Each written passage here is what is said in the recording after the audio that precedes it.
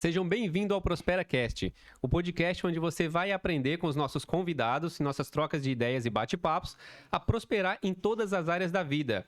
Nós já trouxemos aqui empresários, uma das nossas bandeiras é o empreendedorismo, e hoje nós estamos aqui com um convidado especial, Carlos Alberto.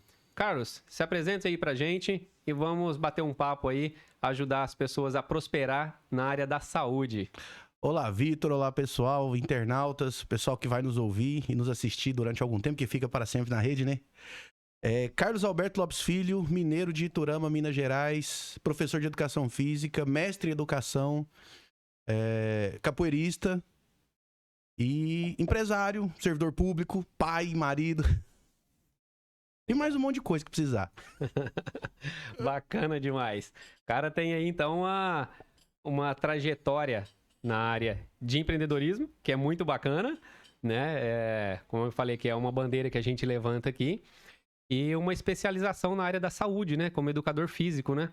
Então, assim, dentro desse tema que a gente conversa aqui, Carlos, né? Que a gente trocou uma ideia antes aí, como que você acha que está relacionado a prosperidade com o cuidado físico? Vitor, a gente, como havíamos comentado, eu não consigo perceber ou conceber pessoas prósperas sem ter saúde. Então a gente só consegue trabalhar e se desenvolver e produzir, afinal de contas estamos no mundo para produzir, seja capital, cultura e um monte de outras coisas, a gente só consegue produzir se tem saúde.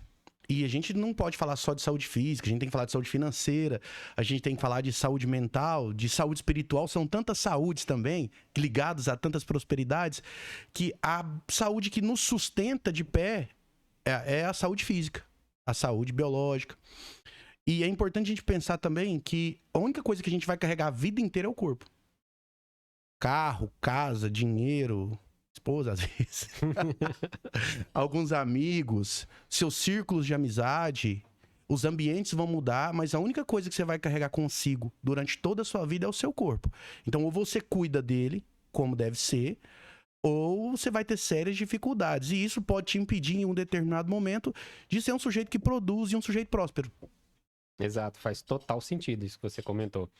E me fala uma coisa, Carlos, né? Você que tá nesse mundo de treinamento físico, você tem lá a academia, o centro de treinamento Move, né? Que é muito bacana, por sinal, sou um dos alunos lá. Dos primeiros, inclusive. É mesmo? Você é dos 100 primeiros. É verdade, eu me recordo disso, faz sentido mesmo. Se eu não me engano, acho que foi o terceiro, né?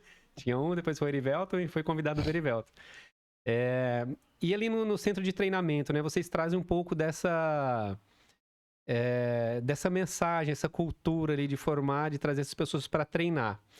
Eu vejo assim, nesse centro de treinamentos, academias e tal, alguns perfis de pessoas, né? Tem aqueles que vai ali faz um treininho ali, mais ou menos, né? É os que falam ali, eu faço só por saúde e tal, e já tem uns ali que faz com mais foco ali, os fisiculturistas e tal, né? Que treinam com outra finalidade. Falando em questão de saúde, né? Essas diferenças de treino, tem muita diferença, esses tipos de treino, essas variações? Tem. Como que isso implica, tipo, na saúde da pessoa? Por exemplo, o cara que treina ali pra força, um cara que treina pra hipertrofia, alguns outros tipos de treinamentos, igual a outros esportes? Vamos pensar assim, a gente tá vivendo a época das Olimpíadas. Inclusive, fomos muito bem no surf hoje, o pessoal mandou bem. Medina fez a maior nota da história no surf. O esporte, alto rendimento, nunca foi sinônimo de saúde. A primeira coisa que a gente precisa pensar nisso. Grandes atletas de futebol profissional, de handebol, de boxe, das lutas principalmente, os atletas profissionais, eles não podem ser tidos como sinônimo de saúde. Tanto que precisam fazer exames periodicamente para ver como está a saúde deles para poder continuar. A gente teve recentemente alguns atletas morreram jogando futebol e assim, o cara faz exame periodicamente e de repente o cara infarta e tem um mal súbito e morre. Então, a primeira coisa que a gente precisa pensar é atleta profissional não é sinônimo de saúde. Então isso aqui a gente coloca aqui separadinho na nossa mesa pra falar disso depois. Isso é muito louco, né? Porque a gente se espelha muito nesses caras, né? Muito. Eu não tinha essa noção. Mas muito. Você pega o Ramondino, que é o cara que tá surfando a crista do hype agora no bodybuilding. Ramon faz exames se brincar todo mês. para ver como está a parede do coração, porque é sabido que o suco é liberado naquele determinado esporte, não tem doping, então eles precisam estar regularmente sendo assistidos pelos seus médicos para poder ter alguma determinada qualidade de saúde. Você imagina a saúde desse cara para dormir. Ele tem um peso muito grande, por exemplo, a caixa torácica dele, os órgãos sempre comprimidos. Eu me lembro de ter ouvido, acho que foi o Ronnie Coleman, o Jay Cutler, que são fisiculturistas antigos, falarem que tinham problemas com isso. O Fábio Giga falou outro dia que tinha problema para dormir, que tinha apneia do sono, porque o peso era muito grande que comprimia os pulmões. Fábio Giga, se eu ouvir ele falando, o Fábio fala assim, ó. Parece estar sempre cansado. Sempre cansado. O coração dele tem que fazer uma força imensa para mandar sangue para aquilo tudo. Então, não dá para ter esses caras como sinônimo de saúde.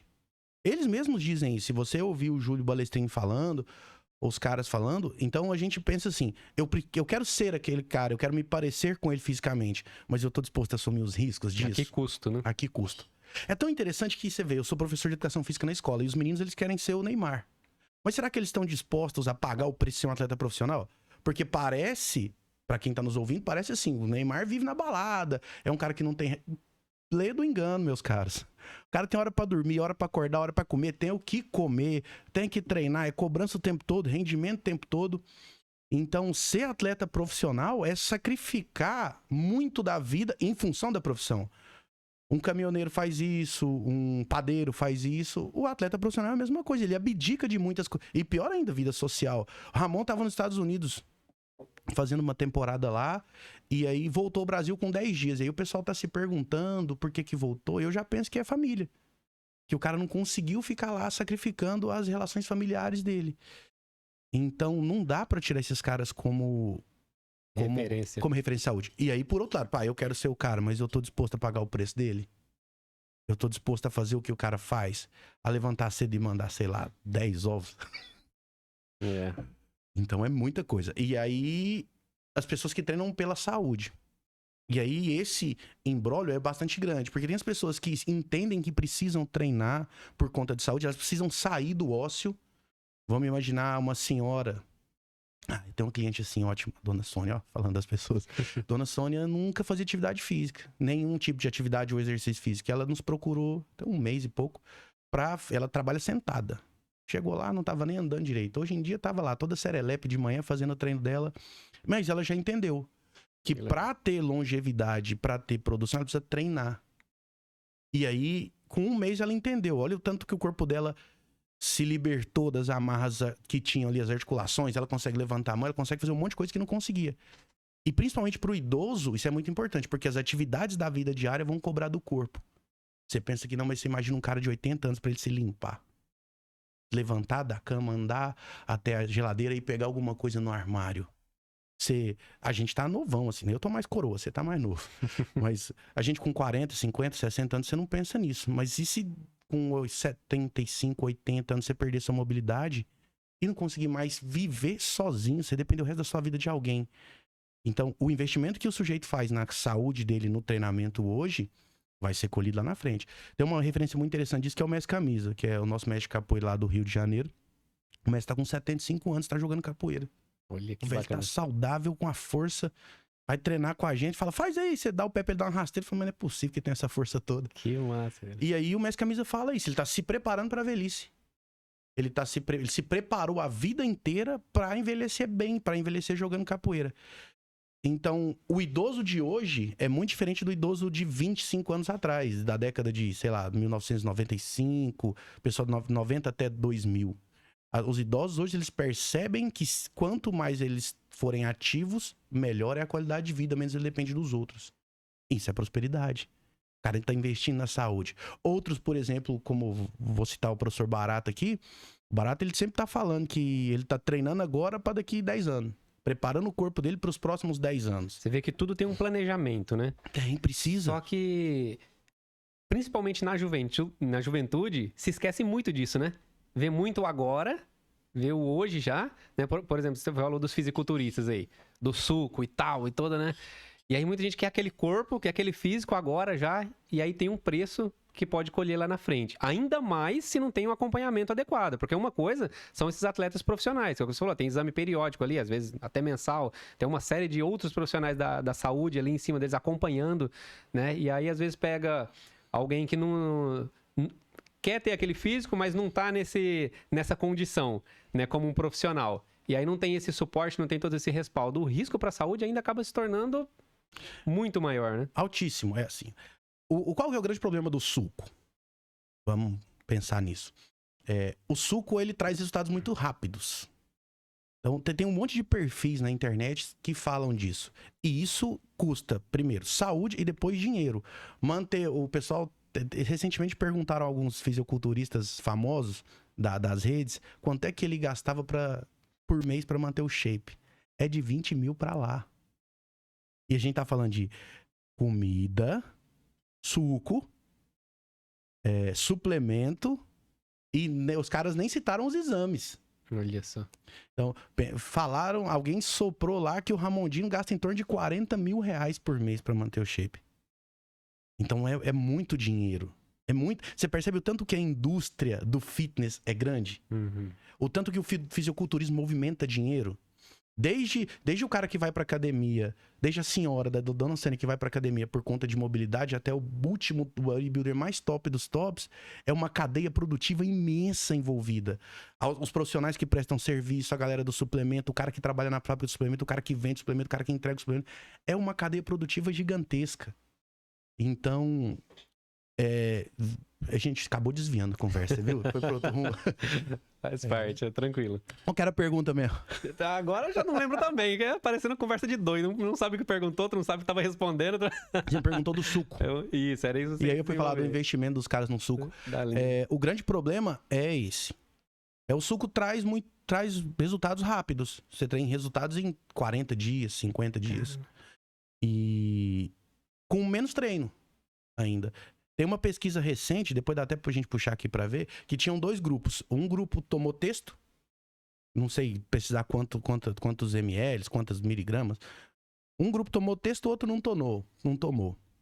Os 2 grupos tomaram. Um grupo treinou, o outro não. O grupo que treinou ganhou massa muscular, mas o grupo que não treinou ganhou também. Caramba. Só tanto e que quase que compatível, assim, vamos dizer? Foi isso ou não? Não sei que nível que foi o treinamento, mas foi, assim, considerável. Olha o ganho de massa muscular. Sem treino. Só com... Agora, você imagina isso num sujeito... Vamos imaginar no menino lá de 18 anos que tá com 1 trilhão de hormônio e o cara vai... Puff. A gente tá falando de testosterona, que é um negócio que não vai te matar rápido. Mata devagar. Um negócio que não vai te matar se você souber dosar bem.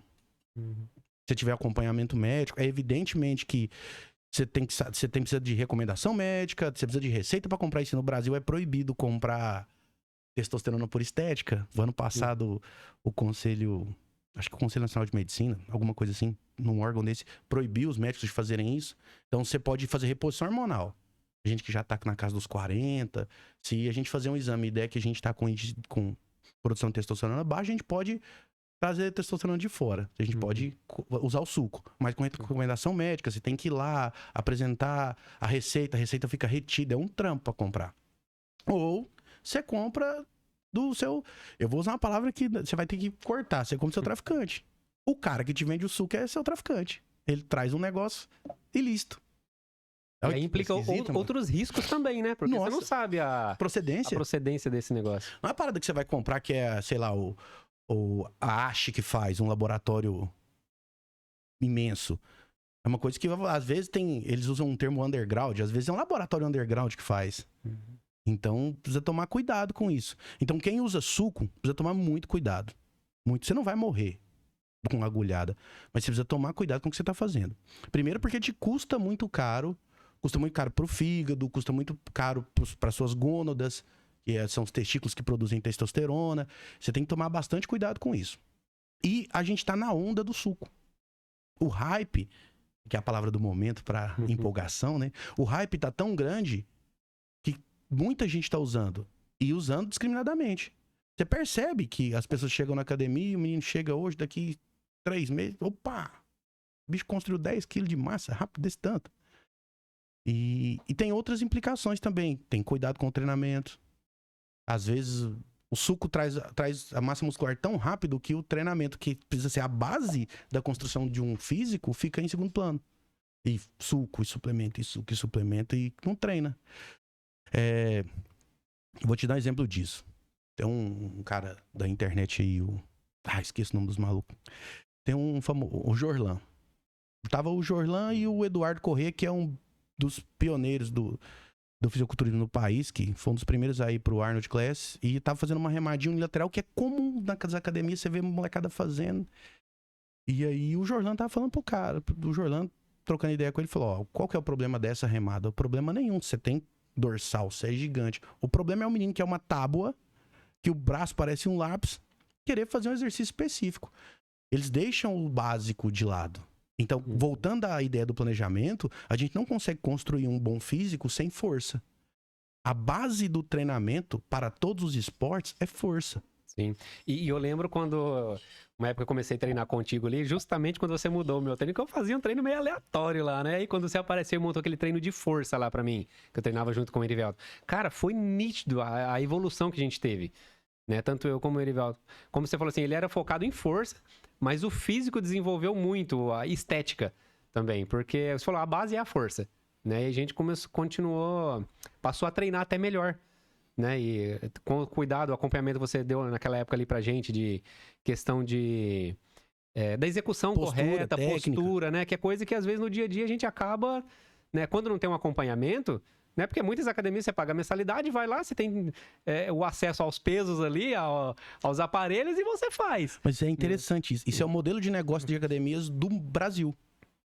É o modelo self-service. Se aluga o espaço.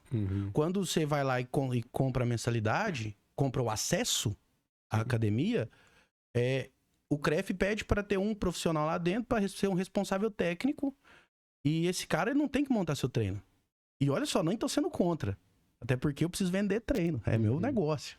Então, esse modelo de academias, ele precisa que as pessoas comprem os seus próprios... E isso tá tão difundido que se você treina, eu treino. Então, os algoritmos das redes sociais, eles sabem as nossas preferências. No meu feed aqui é um monte de aplicativo de treino querendo me vender. Programa 21 dias, programa isso eu quero morrer. Mas, enfim, na Move...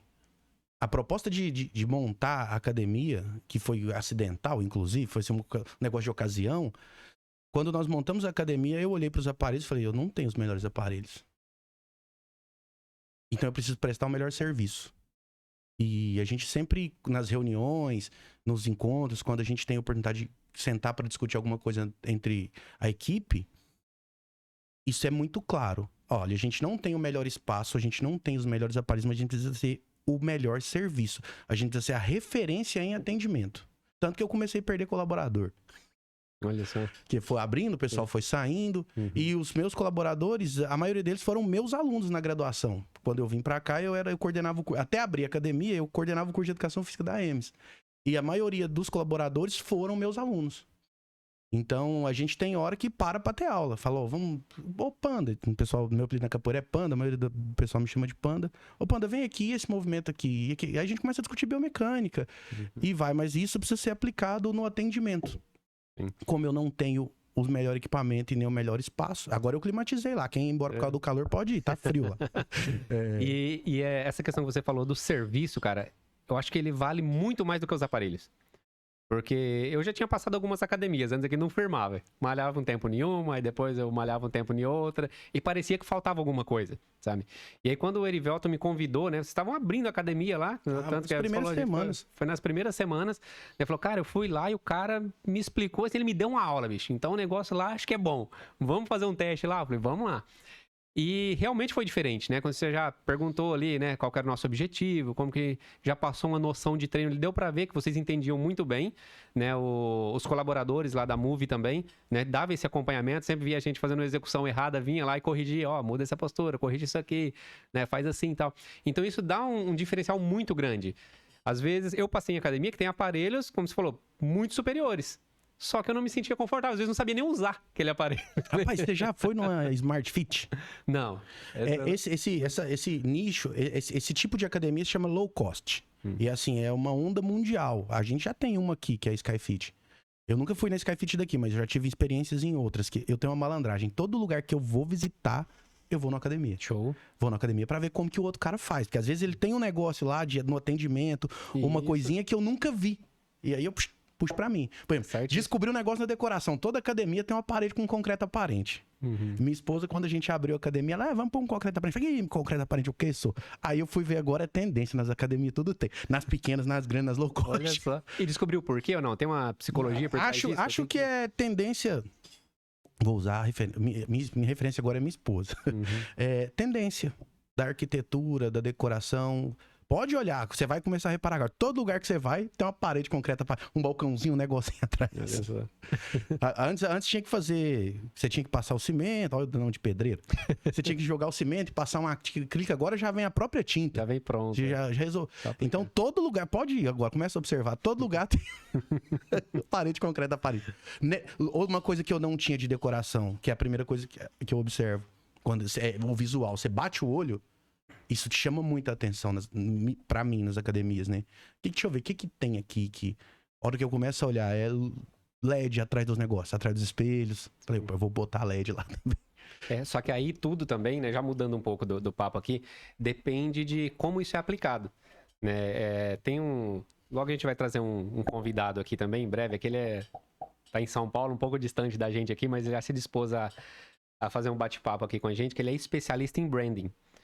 Né? Então, branding é o que traz a sua marca. Né? E todos esses pequenos detalhes, como você falou, às vezes um simples LED ali no espelho, ele vai realçar a sua marca. Só que se você não souber usar isso, inclusive, né, eu conheci ele porque eu estava fazendo uma busca para contratar para uma das minhas empresas. Porque eu vi que faltava alguma coisa. Já tinha visto sobre esse conceito de branding, mas eu não sabia aplicar. Não era minha especialidade. E aí, quando eu apresentei a minha empresa para ele, que era para ele poder fazer o trabalho, ele mostrou coisas assim que, pô, eu não imaginava que quem olha hoje fala, não, é uma empresa legal, tá? A imagem... o visual é bacana. Você tem identidade. Tem a minha identidade. Só que quando ele me explicou, né, porque ele também, além de... A esposa dele é psicóloga, faz parte da equipe deles, e como que se aplica na psicologia, questão das cores, onde essas cores estão aplicadas, eu vi que estava roubando da identidade da minha marca. Então, muita coisa que eu achava ali que estava sendo um tchan no negócio, ele não fazia o mínimo sentido, estava atrapalhando ao invés de ajudar. Então, esse é um cuidado, às vezes, de você procurar, né, entender um pouco sobre esse branding quando você for fazer essas alterações, porque às vezes parece bonitinho ali, mas será que aquele ali está trazendo a sua marca para o seu cliente? Né? Porque, falando um pouco dessa parte agora empresarial, né, o brand, a gente tem que marcar o nosso cliente. Por que a Coca-Cola faz os anúncios sempre com o sonzinho abrindo a Coca-Cola? Te marca, você tem... Te marca. Aquilo fica pro resto da vida. Você escuta aquilo ali, você remete a Coca-Cola. Né? Então, o slogan que eles usaram por muito tempo, não sei se usa ainda mais, que é sinta o sabor. Né? Cara, quando fala quem tomou Coca-Cola, você saliva na hora, você sente aquela coca gelada ali, né, na boca. Então, tudo isso é coisa que ele vai construindo na nossa mente e que você vai remetendo à sua marca, vai se tornando associações futuras. Né? Então, a gente tem que ir sabendo aplicar esses conceitos. Mas voltando para o nosso papo aqui, que é relacionado à área da saúde, né? Que você estava falando da questão dos treinamentos, né? Isso. A questão do atendimento diferencial ali. E aí, vamos retomar aqui. Eu lembro que aqui na mesa eu coloquei aqui os atletas profissionais, depois a galera que toma o suco. E aí a gente tem ainda o tipo de... Os clientes que vão lá buscando estética. E não tá errado você buscar estética, de jeito nenhum. Você tá preocupado com a sua identidade visual. Exato. Não tá de marca pessoal. Não tá errado você ir buscar estética. Tem o pessoal que precisa de performance. Por exemplo, eu sou capoeirista. Meu treino de musculação não é um treino de musculação para estética. Ele tem... As variáveis, elas são voltadas pro meu rendimento enquanto capoeirista. Então, lá na academia, a gente tem pessoal da luta de braço, tem a Aninha, que é uma atleta super vitoriosa de voleibol. A gente recebeu agora um atleta... Como que é o nome do jovem, meu pai amado? Daqui a pouco eu lembro. Quem levou pra nós foi o Zequinha Barbosa, Três Lagoense. Descobri que o Zequinha era Três Lagoense. Olha que história maluca. Sexta-feira, 8 horas da noite, mensagem no celular, número dos Estados Unidos. Oi, Carlos, aqui é o Zequinha Barbosa. Eu precisava falar com você. Falei, golpe. Trote. Vai pedir um pix. Vai pedir um pix. Aí eu falei... Não posso atender chamado. Falei, podemos tratar por aqui? Você vai estar na sua academia amanhã? Eu passo lá. Falei, vou. Então tudo bem, nos vemos amanhã às 9h, perfeitamente. Já fui no Google, Zequinha Barbosa. Aí eu lembrei de onde eu conheci o nome. O cara, ele foi Um corredor de 400 e 800 metros, multicampeão, foi medalhista olímpico, foi um cara danado no atletismo. Três Lagoenses, não sabia disso. E aí, esperei, né, pra ver. Falei, deve ser um assessor. Chegou lá o Zequinha Barbosa com o Pablo. Com o Pablo. E o Zequinha falou, ó, fulano de tal falou bem daqui, que a gente sempre que pode apoia os atletas de Três Lagoas. Toda pessoa que nos procura, isso é uma outra parte do trampo social que a gente faz. Todo mundo que procura a gente e é sério, faz treinamento sério, compete, a gente apoia. Ou tem uma bolsa, ou tem meia bolsa. Ou, preciso de 3 meses, fica aí, treina. Então aí a gente acolheu o Pablo, como faz com todo mundo. O Zequinha trouxe o treinamento dele do cara dos Estados Unidos, eu fui, olhei, fiz o mesmo atendimento que eu te dei, eu dei a ele, fizemos o treino, que ele já veio com o treino pronto do coach dele lá do norte-americano, o Zequinha. E o Zequinha ficou lá, cara, que pessoa simpática. Se você puder trazer, ele traz um dia. Simpaticíssima. E aí o Zequinha me falando que ele tem atleta no Brasil inteiro, no mundo inteiro. Deve estar agora lá preocupado com as Olimpíadas, que deve ter gente ligada a ele lá. E tomei um sustão. Ia falar um palavrão agora, ainda bem que eu lembrei que não pode. E tomei um sustão, porque um cara renomado no atletismo, procurar a Move pra apoiar, podia ter procurado qualquer outro lugar. O que foi a referência? Atendimento. E aí o Pablão tá lá, vai lá de segunda e sexta, treina virado no trem. Menino sangue no olho, 18 anos, quase 2 metros de altura. Objetivo, Olimpíadas. Então, de acordo com a conversa que tive com o Zequinha, pro próximo ciclo, muito provavelmente pro outro também. Vai ter um menino bom aí. E Três Lagoas é interessante, que é um berço de bons atletas. Tem atleta paralímpico aqui, medalhista, a Silvana, ela é corredora deficiência, eu não sei o nome correto, então me perdoem se eu errar. Nos deficientes visuais, eu não sei a categoria dela, mas ela é medalhista de ouro, ganha um monte de medalha no exterior.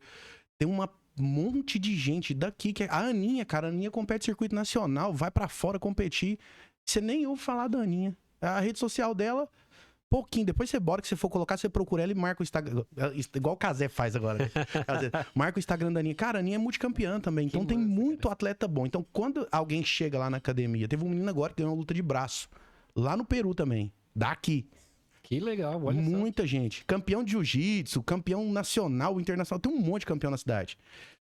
E aí quando os jovens talentos nos procuram, ou nem talentos, os jovens esportistas nos procuram, a gente atende, acolhe e segue o trabalho. Então, a gente consegue ainda dar suporte para as pessoas que precisam.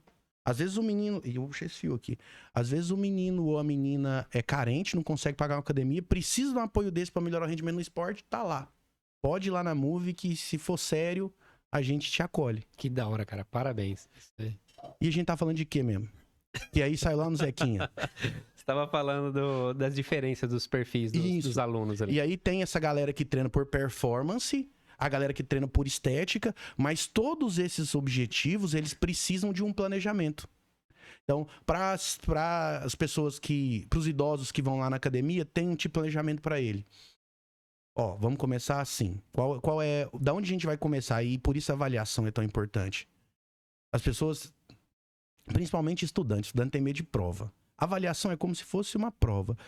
Você vai lá na academia, a gente faz uma avaliação. Perimetria, bioimpedância, é importante fazer teste de força, teste cardiorrespiratório, um teste básico de VO2 na esteira, para saber de onde o aluno vai começar. É diferente, por exemplo, de atender você que está há muito tempo sem treinar, ou está treinando varzeado, treinando o dia que dá, o dia que tem vontade, do que atender a dona Sônia que nunca treinou. Uhum. Então, a partir da avaliação, eu consigo mensurar treinamento para todo mundo. Pro cara do bodybuilder que apareceu lá, fala, opa, deixa eu ver como é que você tá aqui. Pro sujeito que quer treinar porque o médico mandou, senão vai morrer, apareceu outro maluco. Um camarada desse dia falou, eu vim treinar, obrigado, não gosto disso aqui, e vim porque o médico falou que eu vou morrer. Falei, então calma. Primeiro me conta o que você tem. E aí a gente organizou o treino dele. O cara que quer estética, o cara que quer ficar bonitão pra ir na balada, caber na camisa, Que as camisas de hoje em dia, Vitor, não faz camisa pra gente grande mais. Rapaz, comprar uma camisa... Você que é dono de loja de camisa, compra camisa pra cara grande. Rapaz, não acha camisa não cabe... E não é nem na barriga não, mano. Não cabe no braço, não cabe nas costas. Imagina um Ramondino. Não vai comprar uma camisa nunca, tem que ir no alfaiate. E Três Lagoas já tem, ó... Olha lá, a gente sempre cai no bodybuilder, porque é a onda do momento. Teve um torneio agora, não é campeonato. Teve um show agora de fisiculturismo em Três Lagoas, não tem 3 meses. E tem uma galera que tá competindo no estadual, daqui a pouco eles estão a nível federal, esses meninos vão pra frente. É uma galera jovem que tá muito engajada aí. Na academia alguns vão treinar, eu percebo nas redes sociais uma outra galera fazendo esse corre. Então é um pessoal que se apegou ao fisiculturismo e leva isso como filosofia de vida. Tá errado de modo algum. O cara tá investindo eu não vou dizer assim, investindo financeiramente no esporte, porque às vezes alguém que tá nos ouvindo fala assim, mas não dá dinheiro. Nem sempre o esporte é dinheiro. O esporte primeiro é aprendizado. Depois é aprender a lidar com as questões da vida, com perder, com ganhar. E é cultura. Disciplina. Sobretudo. Você falando muito aí dos bodybuilders. Cara, uma coisa que eu admiro nesses caras é a disciplina. Não tem, o cara citou o Ramon aí, né? O cara pra construir aquele físico, tudo bem, o cara parece ter uma genética... que tem algumas vantagens ali, né? Mas, pô, o cara construir aquele físico dele, ele precisa ter uma disciplina na alimentação, nos treinos, né? Você falou, a vida social, o cara precisa abdicar da vida social ali, às vezes, o cara não vai jantar fora em qualquer lugar, porque ele não vai comer qualquer coisa. Tem até um vídeo, acho que foi do... Eu esqueci o nome do... que até era militar. Ele senta na mesa com o cara e o cara oferece uma batatinha pra ele. Ele falou, não pego. Ele falou, cara, mas é uma batata. Ele falou, não, mas não vai afetar o seu shape. Acho que é o Monstercast. Esqueci o nome do cara, mas é um que eles ficam comendo assim numa mesa. Exato. E ele não aceitou. Ele falou, não, cara, eu sei que não vai mudar meu shape uma batata. Mas é aqui, ó. Ele falou, mas o mental vai influenciar aí muito. Eu não vou abrir essa porta.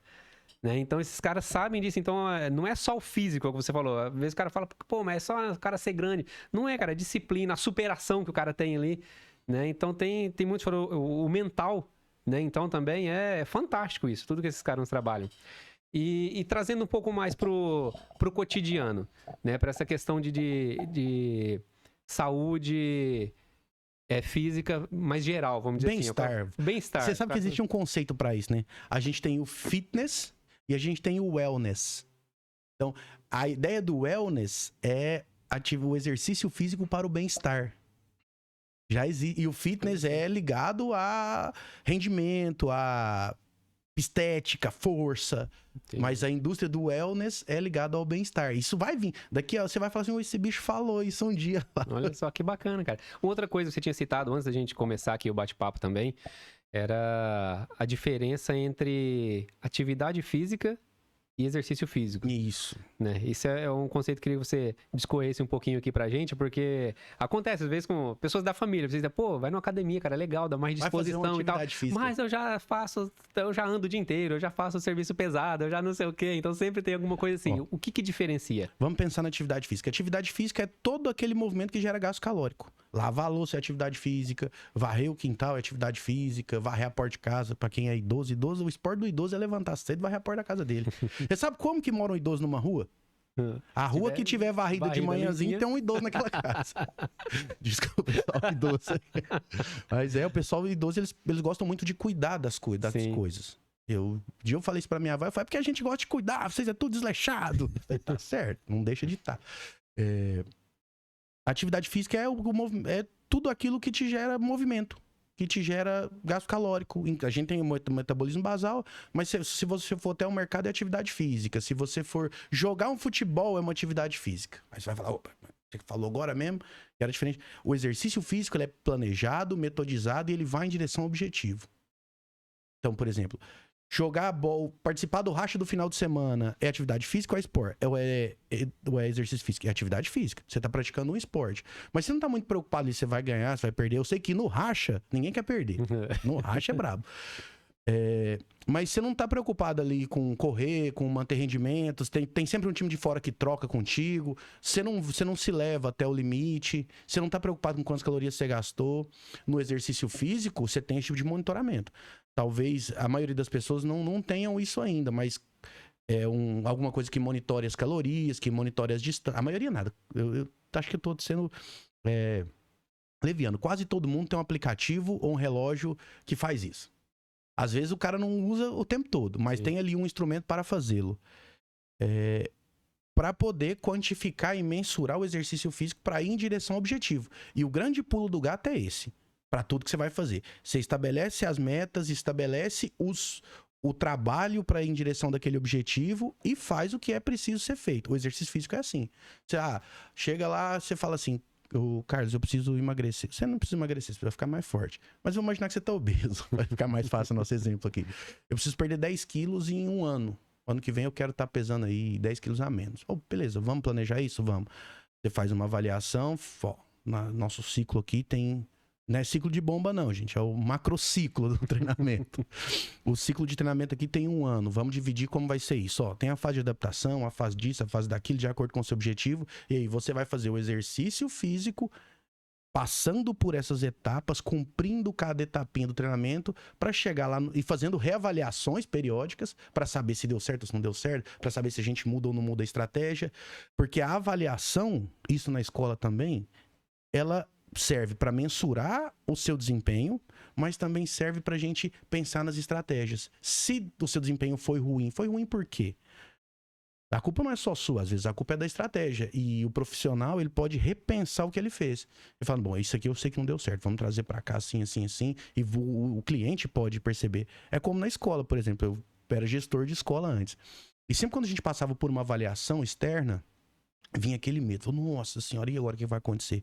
Quando a avaliação externa, ou a própria avaliação interna, ela dá ruim, a gente precisa olhar para os atores daquela cena e entender o que cada um fez e repensar o que vai ser feito.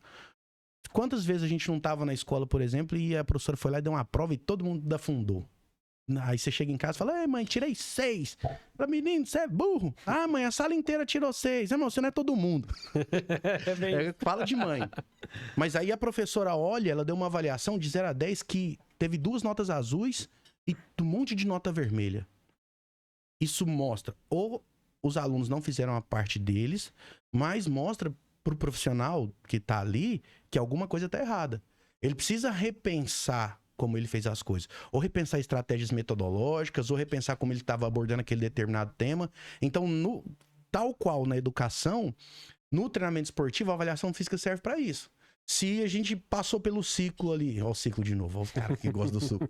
Se a gente passou por aquela determinada etapa, chegou no final, a gente reavaliou, e aí deu ruim, a gente senta e discute. É como nos negócios. Um balizador ali. É um balizador, como nos negócios. Não tem de tanto em tanto tempo o pessoal para avaliar os resultados? Sim. É a mesma coisa. Até na gestão empresarial tem uma frase que o pessoal diz muito que é: o que não é medido não é gerenciado. Então, basicamente, é isso, né? Precisa ter essa noção para poder traçar os seus objetivos, seus planos, né? E as estratégias. Pro físico, é a mesmíssima coisa. Acho que o sentido de avaliação, ele está para todas as áreas no mesmo lugar. Olhar o panorama e reavaliar as estratégias, se for o caso. Se deu certo, beleza. Como podemos melhorar? Porque sempre pode ser melhor. Sim. Que a próxima avaliação ela não pode ser igual a essa. Exato. Precisa ser melhor. E aí, sem avaliação não tem jeito. Vitor, o que as pessoas mais negligenciam nas academias são a avaliação. As pessoas nem sabem que na Move a primeira avaliação é de graça. Tô te contando agora. Olha. É só agendar que a gente faz sua avaliação. E é tão bacana, cara, o esquema da avaliação, porque é o que a gente falou aqui, você não consegue ter um parâmetro se você não tiver avaliação. E eu lembro que o que mais me motivou ali na Move foi justamente isso. Quando eu cheguei, fiz a avaliação, depois lá de 3 meses a gente fez a segunda avaliação e você vê a evolução que você teve nesse período. Até a sua... o seu ânimo muda. Você fala, tive um progresso aqui, agora eu quero progredir mais. Qual que é o próximo passo? Qual vai ser a próxima estratégia? Existem formulários específicos para medir isso. Para medir o ânimo do sujeito. Teve um menino que fez um TCC disso. Só que faz tanto tempo que eu nem lembro o nome do formulário. Tem formulário de avaliação para tudo, inclusive para isso. Para como você se sente depois daquele ciclo de treinamento. Então, pro cliente que chega... Carlos, por que você não fala aluno? Porque eu tô vendendo meu trabalho. Ele é meu cliente. Ele não é meu aluno. Se eu encarar ele como um aluno, a relação muda. Ele é meu cliente. Ele comprou um negócio e eu preciso entregar aquele serviço. No fim das contas, ele é meu cliente. O aluno da escola também é cliente da escola.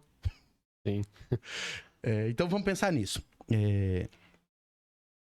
O que eu tava falando, bicho? Olha o problema do TDAH.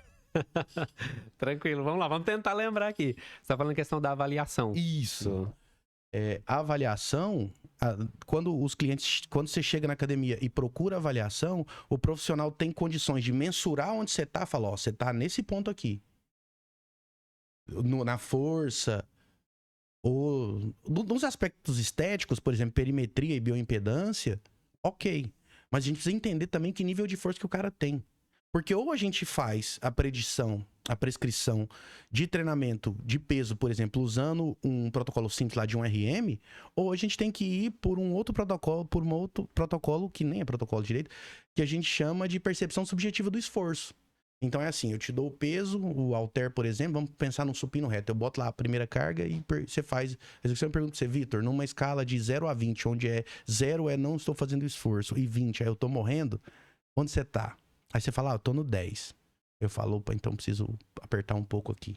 E se a percepção é subjetiva, ela muda. O dia que você tá bem, você tá um leão. E o dia que você tá na bad? Trabalhou demais e tá sexta-feira, arrastado da semana de trabalho. E aí você vai treinar. Então, a avaliação de força, por exemplo, ela consegue dizer pro profissional... Falar, olha, a gente precisa partir daqui para ter o resultado. Isso, no fim das contas, faz muita diferença? Claro que faz. Isso independente do perfil do cliente ali. Não, independente se o cara é a senhorinha lá que tá indo só para melhorar as articulações e tal.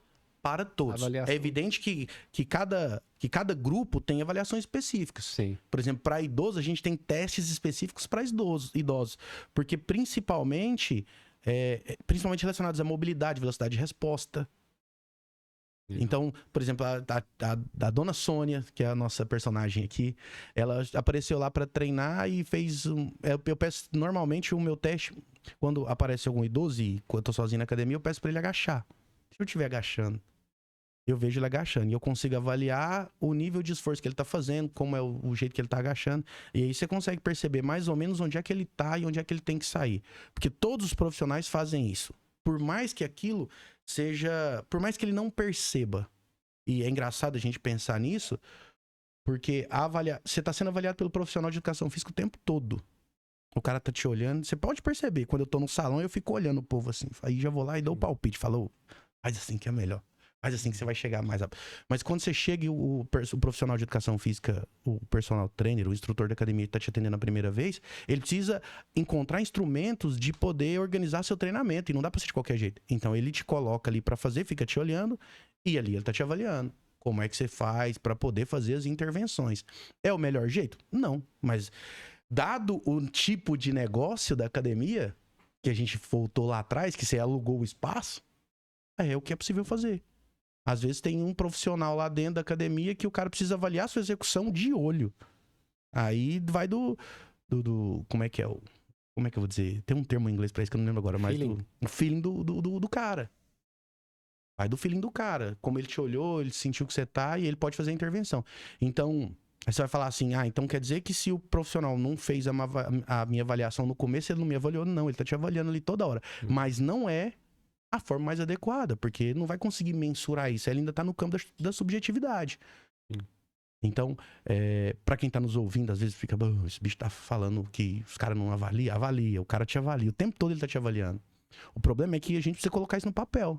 De tempos em tempos, você tem que parar e olhar para aquilo e falar assim, pra onde eu vou? E pensando em estratégias para prosperar no treinamento, para conseguir atingir os objetivos, que a gente tá falando aqui é de prosperidade, a avaliação é fundamental no processo. Porque ela determina como você vai começar, ela determina onde você vai refazer a estratégia, onde você vai repensar isso tudo, e determina, em grande medida, quanto tempo você vai demorar para chegar ao seu resultado. Porque uma das grandes questões está nisso. Tá, tudo bem, Carlos, vamos pensar assim. O Zezinho fez a avaliação, tá aqui tudo certinho, mas o Joãozinho chegou aqui e tá indo pro rumo. Os dois vão chegar? Vão. Só que o cara que tá mais organizado, a chance dele prosperar e despender menos energia e despender tempo em função daquele objetivo é bem maior do que do cara que tá indo no tato. Ah, mas... E assim, o problema de treinamento físico é justamente esse. Pra quem nunca fez nada na vida, qualquer coisa dá... Vou falar feio, mas vou arrumar. Qualquer coisa dá certo. Por que qualquer coisa dá certo? Porque o cara não tinha nenhum estímulo. E aí, quando você vai colocando estímulos, funciona.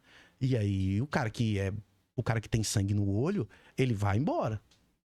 Só que o outro cara que conhece as estratégias, que tem um bom profissional apoiando, que tem uma boa nutricionista, que tem um bom psicólogo, que a gente tem uma galera que trabalha, a gente emprega um monte de gente, né? Legal.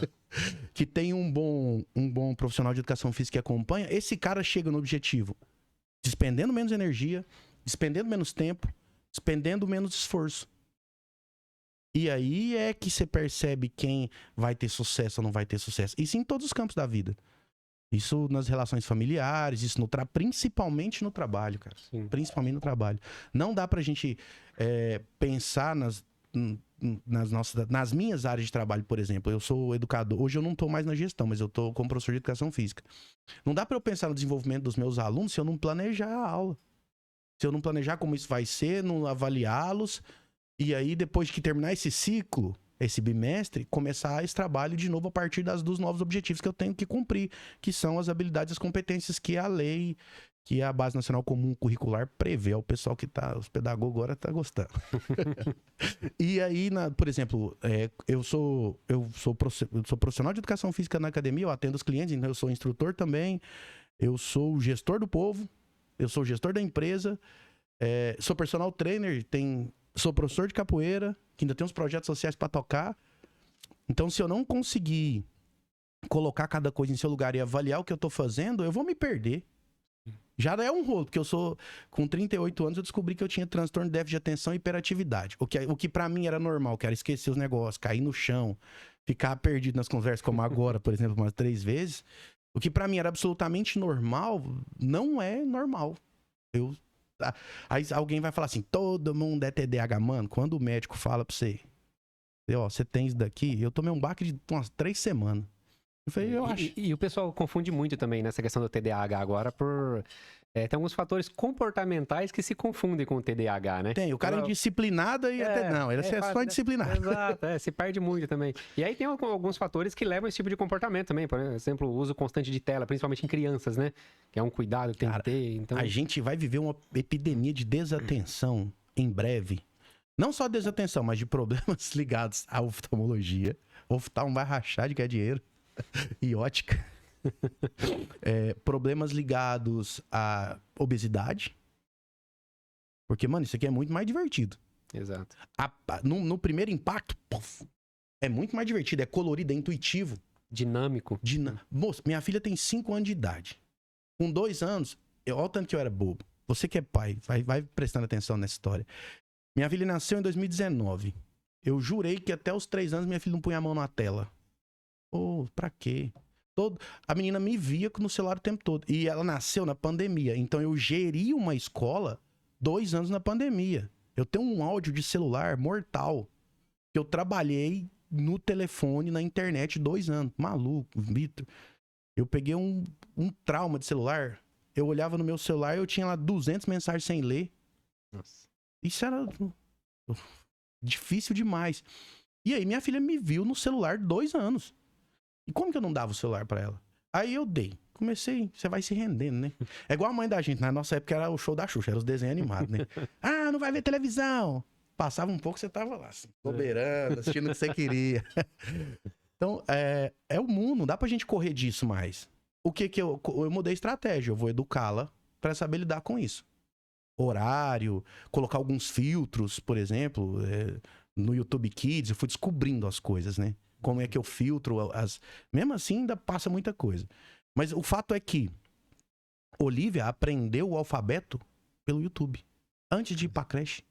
Porque, assim, ela foi pra creche 1 semana, veio a pandemia. Volta pra casa. Ela foi voltar pro convívio social escolar. Isso foi muito ruim, porque ela ficou até os 2 anos ela quase não falava. E eu tava desesperado, já achando que era um problema, mas era socialização. ela foi... Terminou a pandemia, ela começou a ir à creche de novo. Naquela época ela já conhecia o alfabeto. Ela já contava. Ela já falava o alfabeto em inglês. Ela já pedia ice cream. Ela passa aqui na porta da saborear. Ela vai ice cream. Falei aqui, ice cream, menino. Então, ela aprendeu usando isso daqui. Sim. A gente não pode mais... a gente não pode, enquanto pai... Eu não posso... falar, você não vai usar. Eu preciso educá-la pra usar isso. Só que eu sou educador. A minha esposa é professora. A Olivia vive num lar de professores. É o mínimo que a gente pode oferecer. Agora, você imagina uma criança que tá num lar e aí pai trabalhando, mãe trabalhando o tempo todo e precisa fazer as coisas. Não, tamo aqui.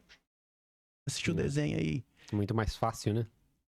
Ó, eu digo pra você, pra tirar tempo pra brincar com a Olivia foi esse ano. Que até o ano passado eu tava falando, eu tava gestor de escola, gestor da academia, trabalhando, fazendo as coisas da capoeira, uma maluquice danada. Esse ano eu tirei o ano e falei, eu preciso produzir de outras formas. Então tô lutando pra... Tô tentando dar uma banda no TDAH pra poder me disciplinar, pra poder conseguir produzir, pra poder prosperar. Que acho que pra prosperar a gente precisa de disciplina. Exato. Senão não dá pra você ser indisciplinar. Você vai, na sorte, mas vai chegar um momento onde você vai ter que parar, avaliar e restabelecer estratégias. E passa pela disciplina impreterivelmente. Você não vai conseguir correr disso. Então, a pandemia da obesidade, ela vem. E vem a galope, a passos largos. A gente tá... Se a gente pudesse pesar a população brasileira toda, provavelmente um percentual muito alto de crianças e adolescentes vão estar no nível da obesidade. E a educação física escolar luta contra isso o tempo todo, mas lutar contra isso daqui, que era o que a gente tá falando, é difícil demais. O negócio é colorido, é intuitivo, o menino nem precisa ler pra mexer o negócio. E a descarga dopaminérgica, né, por conta de todos esses estímulos, é muito grande. É lindo. Então se torna muito mais atrativo do que qualquer outra atividade. A molecada não quer mais brincar na rua, até jogar bola, que a gente brigava pra poder sair pra rua pra jogar bola, e a molecada não quer jogo eletrônico, né, tela, e assistir, enfim. E você tinha comentado também da relação, como que a avaliação, né, influencia na questão do planejamento do treino. Eu me lembro mais recente, né, que eu fiquei um período fora sem treinar, e quando eu voltei eu reclamei até pra você lá que eu tava com uma calcificação no ombro, senti algumas dores ali e tal, e até passando no ortopedista, ele me recomendou a não fazer exercício. E aí eu lembro que quando eu comentei pra você, você falou, poxa, mas sério, cara? Eu falei, cara, eu não tô aguentando, porque pra mim o exercício funciona muito bem, né? Pra mim, assim, é uma forma de me aliviar o estresse. Né? Então, quando eu fico um período longo sem treinar, cara, pra mim o estresse vai pra um nível muito, muito alto. Então, eu tenho que estar gastando energia de uma forma ali mais constante. E aí, quando eu procurei ele, foi porque eu já tava um tempo sem treinar, porque eu vinha sentindo algumas dores, mas o que eu parei de treinar não foi nem por conta da dor, foi por conta, né, da correria do dia a dia, e faltou esse cuidado em gerir a agenda. Faltou disciplina, né? E aí, talvez por isso apareceu essa dor no ombro. E aí, quando eu fui procurar o médico e tal, né, ele deu esse diagnóstico, fez alguns exames e tal, e ele falou, não aconselho você treinar nem andar de bicicleta. Eu falei, pronto, agora, né, complicou. Porque eu precisava voltar por conta dessa carga de estresse. Aí eu não podia treinar. E aí eu lembro que a gente fez uma avaliação rápida ali, né? Num bate-papo ali. Você perguntou, questionou algumas coisas. E passou um treino diferenciado do que eu vinha fazendo. Cara, desde então, assim, eu posso dizer que a dor sumiu. E é muito louco, né? Porque é uma recomendação médica tentando, assim, ter um cuidado, vamos dizer assim, para não romper um tendão, para não sei o quê, porque é uma calcificação considerável ali. Né? Mas esse cuidado estava me prejudicando mais do que ajudando, na verdade. Porque a partir da hora que eu voltei a treinar, melhorou e muito. Isso tem o quê? Acho que 4 meses. 4 meses, mais ou menos. 4 a 5 meses. Então, muita das questões de saúde, eu acho que pode ser não só saúde física, né? Como esse que eu tô falando, mas também o mental, que eu tava falando do estresse, né? Isso também pode ser contornado por meio do treinamento físico. Vamos estabelecer uma métrica aqui pra gente não dizer médicos. Existe uma corrente muito forte na medicina agora que o exercício físico, ele é o remédio pra quase tudo. Só que a gente tem que pensar, o termo remédio, ele me incomoda um pouco. Porque aquilo que remedia é aquilo que trata alguma coisa que já aconteceu. Então, o exercício físico, ele é remédio, mas o exercício físico, ele é principalmente um preventivo. Que é coisa que não é muito cultura do brasileiro, Não, né? não. A gente não faz nem manutenção preventiva no carro, nem na saúde, né? Só vai quando depois a bomba estourou, né? Tem um humorista, cara, mineiro, gosto mais dele, Estevan Gaipo. Uhum. Ele tem um sketch que ele fala assim, que ele tem uma Blazer. Essa Blazer é motivo, Blazer 98. Ele fala assim que tem coisa que é bom arrumar, tem coisa que tem que arrumar e tem coisa que um dia você vai arrumar. É assim, ó, é bom arrumar, senão não anda. Tem que arrumar, mas dá pra esperar. E um dia, se eu tiver dinheiro, eu arrumo. Aí a gente trata as coisas desse jeito. Pra saúde, a gente tem que pensar acho que 2 pensamentos cabem aqui, duas reflexões importantes. Quando um médico diz alguma coisa, ele diz do ponto de vista de quem estudou bastante pra isso. Então eu não vou me meter aqui a dizer o médico. Só que talvez tá isolado naquela área dele, né? Isso, garoto. Mas às vezes o cara não é bom fazer naquele momento. Você tava com a inflamação, tava doendo, mas depois que essa inflamação passa, a gente precisa fortalecer essas estruturas para a dor não vir mais. Então, 2 correntes de pensamento. É assim, sujeito se machucou, vou dar o exemplo de mim mesmo. Eu tenho uma artrose crônica no ombro, na articulação acromioclavicular do ombro esquerdo, tenho uma bursite, tenho 2 ligamentos, 2 rupturas parciais em 2 ligamentos, tenho uma inflamação, tendinite crônica na cabeça longa do bíceps, eu joguei handball 15 anos. Então, meu ombro é um ombro de um cara que acabou com o ombro. E aí, eu visitei 2 profissionais. Um profissional falou, você precisa operar o ombro. Fiz a ressonância, então nós avaliamos a situação, fiz a ressonância magnética, e o primeiro profissional falou, cirurgia, cara, ou aplicação. Eu falei, mas nem por um dinheiro você vai aplicar alguma coisa aqui. Procurei um outro profissional, não vou citar nome pra não deixar tudo. E o segundo profissional, do jeito que ele me atendeu, ele já foi sensacional. Porque a hora que ele olhou, ele falou, olha, é o seguinte, você tem isso aqui, isso aqui, isso aqui, por isso, por isso, por isso. Essas lesões, elas acontecem por isso, por isso, por isso. Eu falei, doutor, eu joguei handball 15 anos. Ele falou, tá aí. Você tem lesão de cara que jogou vôlei, jogou handball, que jogou basquete. Então, mas você tem muita massa muscular. Que era que é o salvador do meu ombro. Você tem uma massa muscular considerável. Então, a gente não precisa te operar agora. Você tem. Aí, catou meu ombro, virou, torceu, mexeu pra todo lado, tá? E eu tava em crise. Tava com dor na época. Mexeu, viu a funcionalidade do meu ombro e falou, seu ombro tá show, tá melhor do que o de muita gente. Eu expliquei pra ele, falou, sou capoeirista assim, assim, assim, faço tal coisa, não jogo handball mais, faço musculação com uma frequência altíssima. Ele falou, enquanto você manter sua massa muscular e não acontecer nada inesperado, fique tranquilo, seu ombro vai ser funcional. Tenho dor? Tenho dor. Tenho dor, por exemplo, às vezes acontece um negócio na capoeira que eu preciso socorrer com a mão esquerda. Dor. Às vezes eu me meto a fazer algum trampo em casa e fico com a mão estendida há muito tempo.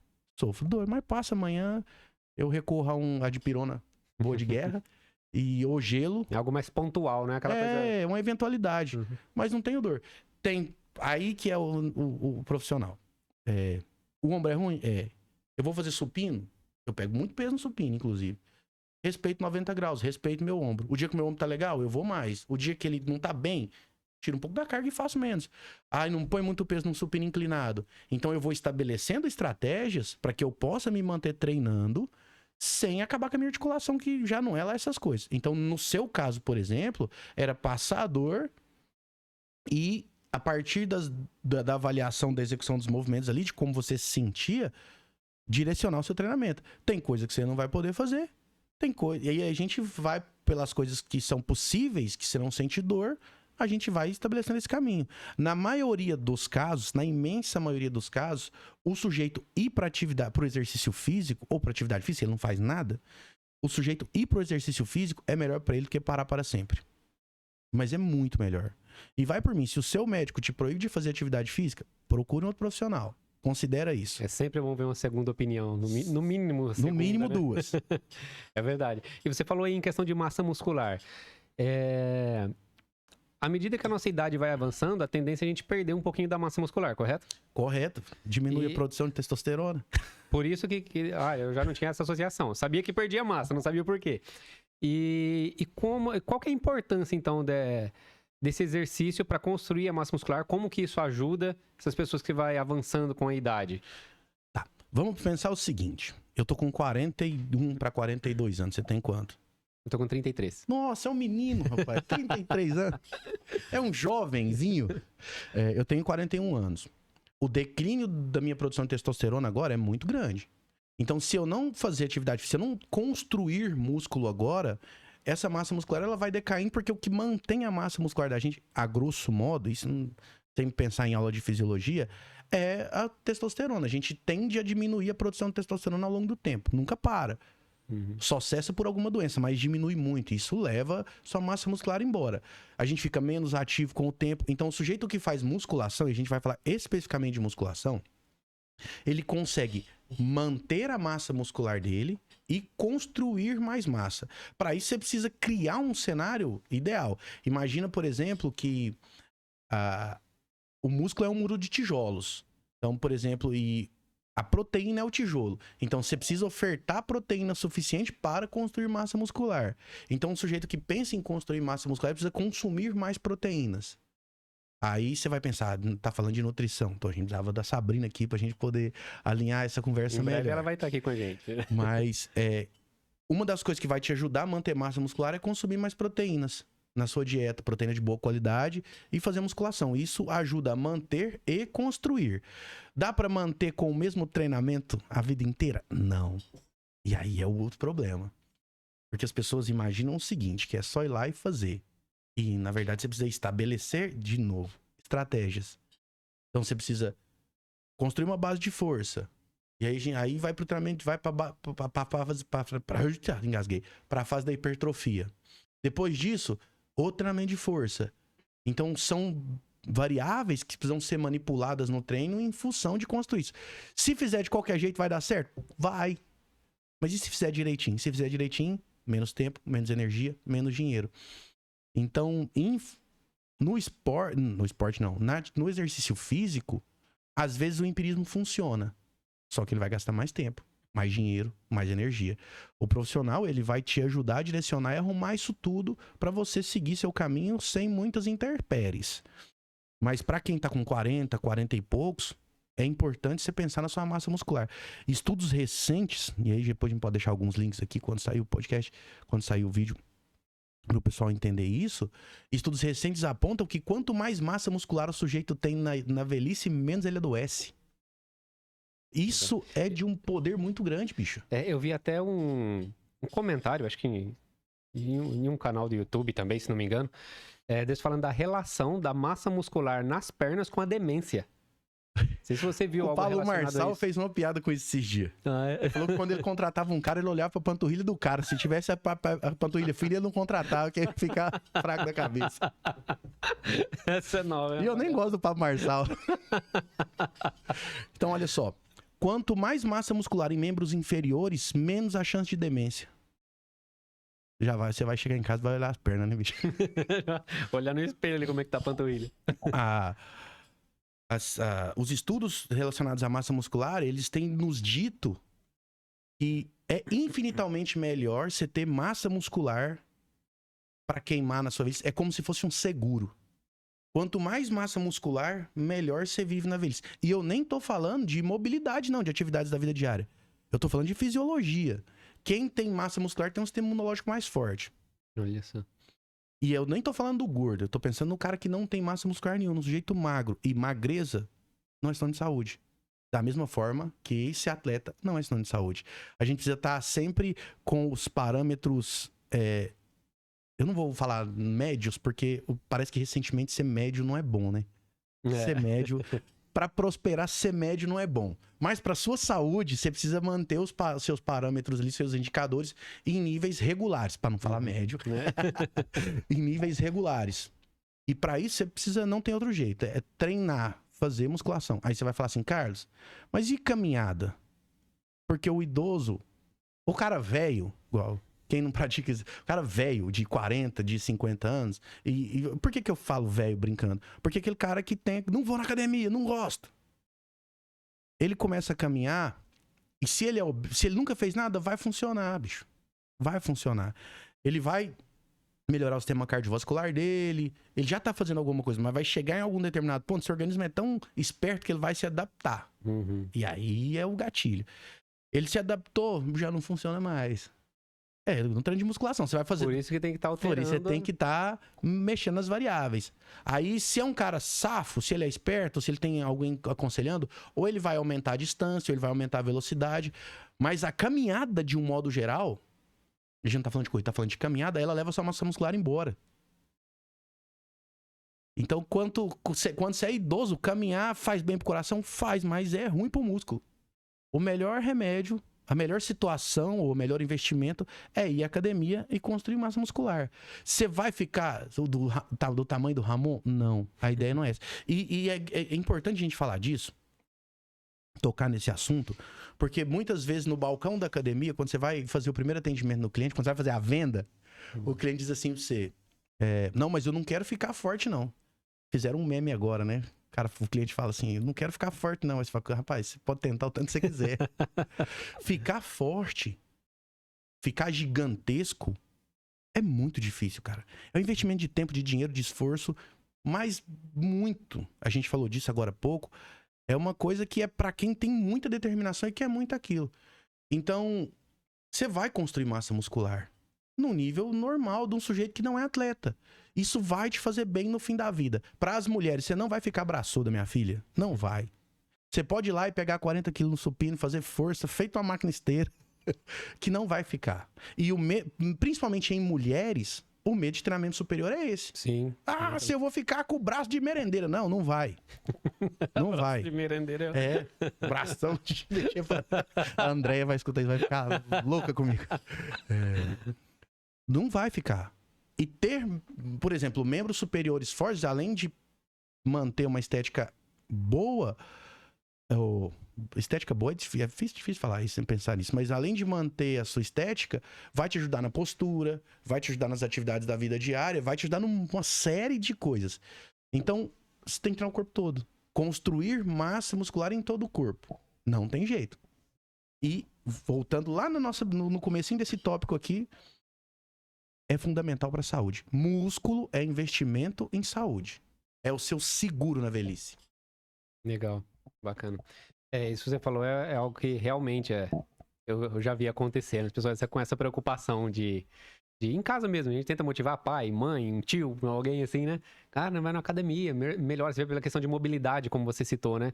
Meu pai é um cara muito forte. Só que eu vejo, assim, de pouco tempo pra cá, você vê que ele perdeu muita massa muscular. Rápido, né? Chega um determinado ponto ali que parece que acelera muito rápido, né? Sim. Ixi, eu tava pensando sobre isso hoje. Você vai falar... Tem alguns aplicativos agora, uns filtros, que você coloca assim, ele vai te envelhecendo, né? E aí eu vi isso, parece que... Eu percebi que nos vídeos... Eu não fiz isso, né? Não tem tempo ainda. Mas vou fazer. Vai entrar na trend, como diz o pessoal. Dos 40 pros 50 pros 60, é um declínio gigantesco da aparência. Então, a gente envelhece de tempos em tempos, parece que a gente dá uma caidona. Sim. Então, chega os 40, ó, foto minha de 5 anos atrás, eu tava lindão. Eu tinha cabelo. Agora com 40... Barba não tava branca? Pouquíssimos fios. Agora com 41 parece que me bateram todo dia. Pode ser feio lá longe. E agora eu fico preocupado com 50. Com 50 não dá. Não dá nem pra imaginar. Não, aí tem que botar tem que ficar fortão, né? Pelo menos eu tô forte. A feiura não vai ter jeito de esconder, mas... Cara, mas isso é uma coisa que eu observei muito. As pessoas que treinam, que melhoram o shape, a aparência, a fisionomia melhora muito. Mas muito. É impressionante como que melhora, cara. Eu não sei a explicação pra isso, porque muda. Tudo melhora, né? A pele muda. A primeira coisa que emagrece quando a gente treina é o rosto. Primeira coisinha que você vai perceber é que as bochechonas de Kiko vai diminuir, as olheiras vão sumir. Mas por que mudam? Você começa a se sentir melhor. Por conta ali da melhora da produção de serotoninas, de endorfina, tudo isso te dá um bom humor.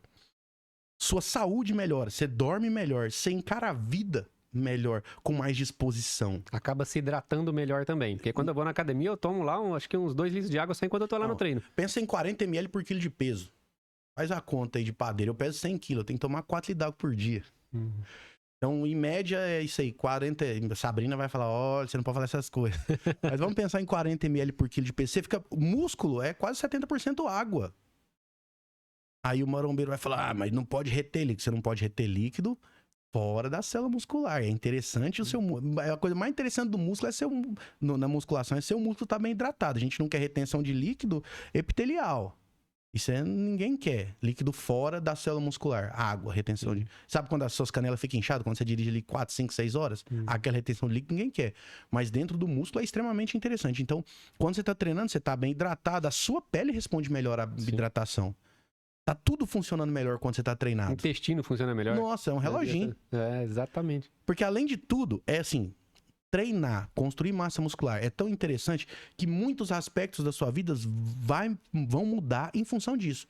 Você vai comer em função disso, mas a gente não tá falando do nível bodybuilder.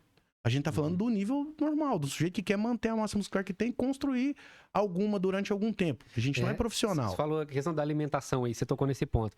Cara, uma coisa que eu percebi, né, que a época que eu mais evoluí foi depois que a gente fez aquela primeira avaliação e tal, e aí depois você me apresentou a Sabrina, fiz a avaliação nutricional com ela, me passou ali o cardápio e tal, toda a dieta ali que eu deveria seguir. Aí, tipo assim, a evolução foi muito absurda, né, num período ali, acho que de 3 a 4 meses ali, porque tava... conciliando o treinamento adequado, que é o que você tinha me passado, com a alimentação. Né? Então foi uma evolução muito rápida. E eu até me perdi o que eu ia falar. Que A gente tava falando de pele, de mudanças... Da pele, dessa questão. Da alimentação, justamente isso que eu ia citar. Né? E como que é... Quando eu não treinava direito, a alimentação... Eu tentei uma época que estava muito corrido, eu parei de treinar, ia bem esporádico, 1, 2 vezes na semana. Às vezes tinha semana que não ia, né? Mas eu tentei manter a dieta. Mas ainda é melhor do que não ir. Pelo menos... exatamente. Só que acontece uma coisa. A minha namorada brinca o seguinte. Ela fala, você gosta tanto do cara, você vai lá só pra dar dinheiro pra ele. Você vai lá, paga, aí você só volta no outro mês quando tem que pagar de novo. Não, eu sinto só falta. É questão de agenda, tá se organizando aí. Mas nesse período que eu fiquei tentando manter a alimentação na dieta, mantendo aquele cardápio, sem treinar, era uma dificuldade absurda. Chegava uma hora que eu não aguentava mais ver frango na minha frente, por exemplo, que tinha ali na minha dieta, entendeu? Eu tô falando frango aqui que é um exemplo, mas qualquer outra coisa que tinha na dieta, né, acabava me enjoando muito rápido. Eu voltava a treinar, eu não enjoava mais. Determinação. É muito... Mas não é só questão, eu não consegui achar uma explicação pra isso. Por que, cara, que isso acontecia? É muito nítido. Eu começo a treinar, eu posso ter na dieta lá ovo e frango a semana inteira. Não me enjoo, eu faço aquilo ali 1 mês tranquilamente. Se eu parar de treinar, eu não consigo comer 2 dias. Eu vou dizer uma coisa, eu sofro muito de indisciplina, vamos chamar disso. Quando eu tô treinando, por exemplo, eu tenho jogos agora, em agosto agora, eu vou estar lá nos Jogos Brasileiros da Bará Capoeira, no Rio de Janeiro, ali, dia 21 até 25. Vamos daqui 3 ou 4 capoeiristas. Quando eu tô nessa fase, eu consigo comer melhor, treinar mais, vira uma máquina de treinar. Você tem um foco, né? Pode ser isso. Eu dou umas derrapadas? Dou, tenho problemas com isso. Mas eu consigo comer, por exemplo, eu consigo comer a mesma coisa a semana inteira. Quando eu não tô treinando, eu não consigo. Eu preciso ir no espetinho, eu preciso ir ali, eu preciso ir em todo lugar. Mas o grande, eu acho que pode ser... nessa fase, as coisas vão se alinhando, que você não consegue sofrer tanto por comer frango e ovo. E ovo é frango também, né? Ovo é frango. Você não consegue comer tanta proteína. É verdade. Mas pode ser, eu tava pensando aqui, pode ter alguma relação hormonal também com isso. A Sabrina vai saber contar pra nós. Porque eu imagino assim, né? Tô dando um chute aqui pela pouca leitura que eu tenho disso, né? Que é... Você citou aí, você precisa fugir para alguma outra dieta, um espetinho, um lanche, alguma outra coisa, né? Mas que gera o quê? Isso dispara dopamina. E quando você tá treinando, né? Você já libera esses hormônios durante o treino ali, né? Pelo fato de trabalhar. Eu sou um ser muito social. Então, por exemplo, normalmente quando eu termino o treino, eu tenho a resenha do treino. Não tem a resenha do racha? O que me lasca é a resenha do treino. Porque eu gosto, principalmente no treino de capoeira, eu gosto de conversar com os alunos. A gente senta, acaba que todo mundo é muito amigo. Então a gente senta, planeja as ações, principalmente na capoeira, assim, não é só o treino. A capoeira transcende muito essa coisa do físico. Então a gente tá sempre sentado planejando o que é que vai ser, por exemplo, falando de jogos agora, analisando as competições, discutindo o que pode ser técnico. E nesse momento, desde quando eu jogava handball, a gente tava sentado em algum lugar tomando uma coca ou uma cervejinha, que já era todo mundo adulto. Então, psicologicamente, esse momento me tira. Porque, por exemplo, eu fumava. Sério, cara? Fumava. Sabia dessa. Parei de fumar em 2017. E o cigarro, foi assim, eu fumava quando tomava cerveja, mas tomava cerveja quase todo dia. Trabalhava demais. Na época do mestrado, então, nossa senhora, só estudava igual um louco. Mas, enfim. Pensando nas relações sociais disso. Até porque tem cara que não consegue largar o cigarro porque tem um vício psicológico disso, uma dependência psicológica. Qual que era o meu problema com... a gente saía do treino de handball, sentava e alguém acendia o cigarro e eu aprendi a fumar assim, inclusive. E a gente fumava e ficava batendo papo ali, falando e... como vocês fazem com o tereré, era um cigarro. E aí os anos foram passando e existia essa rotina. Por exemplo, durante a semana eu não fumava, mas no final de semana, depois do treino, eu tinha que fumar. E quando eu parei de jogar handball, que vim pra Três Lagoas, e uma história comprida, interessante, papo pra outra hora, eu vim com cigarro. E um dia eu falei, cara, eu preciso parar com isso. Eu treino, faço um monte de coisa, isso aqui não combina com a minha vida. Eu parei num domingo à tarde, assim, tava assistindo Santos e São Paulo. Falei pra minha esposa, falei, eu vou parar de fumar. Ela falou, duvido. Eu falei, parei. Não teve nem aquele ritual de jogar o cigarro fora, cara, queima, bota fogo, não sei o quê. Deixei o cigarro no carro, foram 6 meses que ele massa lá dentro. Aí um dia eu vi um companheiro que fumava, falou, você quer fumar? Quer? Toma isso aí. Tô livre. Mas eu queria falar de dependência psicológica. Às vezes o cara é tão dependente psicologicamente da comida que ele não consegue sair disso. Então, às vezes eu saio do treino e vou com o pessoal, mas aí eu não bebo. Eu tomo uma coca, eu tomo uma água. Mas o momento social de confraternização com o pessoal, de falar, de resenhar, isso traz muitas ideias, inclusive. Eu não consigo... Esse vício eu não consigo perder. Eu ainda preciso manter... E, na verdade, é isso que faz o grupo ser coeso e conciso. Sim, mas isso é importante, né? E é legal isso aqui. Isso é autoconhecimento, né? Você conseguiu identificar isso, né? Na sua rotina, no momento que você tinha aquele hábito de fumar, de beber, o gatilho que disparava esse hábito, né? E você conseguiu... Pô, a partir da hora que você identificou, você consegue mudar. Né? Então agora você tem uma escolha, não tá sendo mais no automático. Isso. E a partir do conhecimento é só disciplina. Eu sei o que é que me faz mal. O que é que me faz mal, não. Eu sei o que causa. Pô, meu relógio bate aqui, dá um eco, né? Eu sei a situação que me traz aquilo e que não é uma coisa que eu quero, eu trato. Como que eu trato agora? Eu gosto de estar com os caras, de bater papo, de colecionar amizades, de ouvi-los, inclusive. Porque às vezes ele tem um ponto de vista que eu não tive, ele tá de fora olhando a situação. Sim. Ele fala, Panda, podia ser assim, assado. E toda hora eu aprendo com eles. Com a minha esposa e com o pessoal que tá permeando essas situações na capoeira e na academia também. Eu consigo manter as relações sociais, eu consigo manter esse momento, mas eu consigo sair do problema. Qual era o problema? Antes era o cigarro, aí depois virou a cervejinha. Agora eu já consegui tirar bastante isso. Ainda falta o final de semana. Mas acho que o final de semana pode deixar, né? Inclusive, você vai falar assim, mas se a gente tá falando de álcool, na verdade o álcool é um problema social. A gente consome muito álcool socialmente. O cara que bebe sozinho, ele tem que se tratar. O cara que chega em casa sozinho e abre um uísque e toma ali 1 litro de uísque, ele tá com um problema grave. Na vida. Se você faz isso, meu amigo, trate-se. Procura ajuda, que você tá no lugar da beirada, como se diz lá em Minas Gerais. Mas a gente tem esse negócio com álcool social. Então você consome álcool socialmente. A vida inteira eu fui criado assim. Ou vivi assim. Criado não, porque minha mãe não me ensinou a beber. Mas eu saía com as pessoas, nunca tive problemas graves com álcool. Assim, você tem algum problema com bebida? Não, aí eu lembro de uma piada, maluco.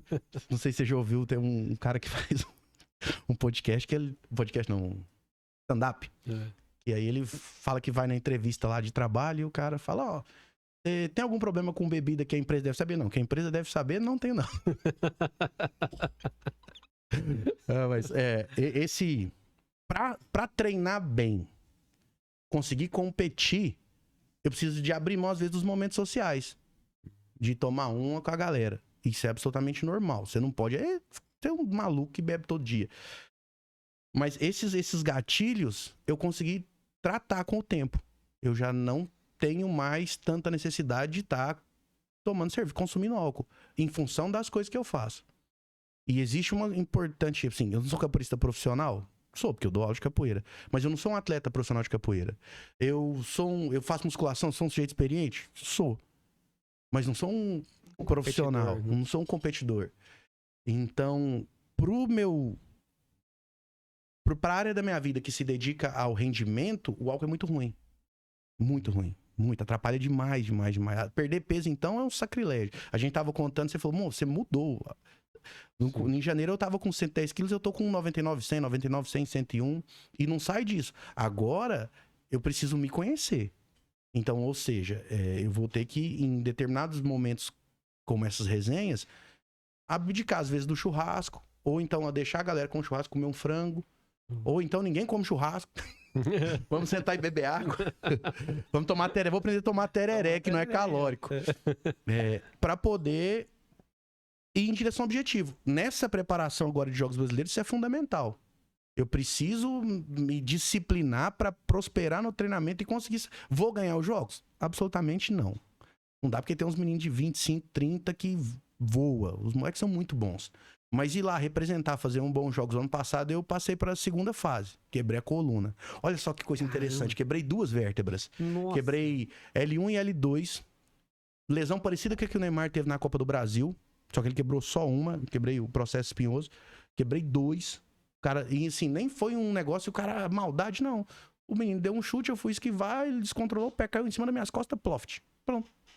Fiquei, continuei, terminei o jogo, sentei, dou as costas, falei pro Barato. Falei, Barato, não tô bem não, mano.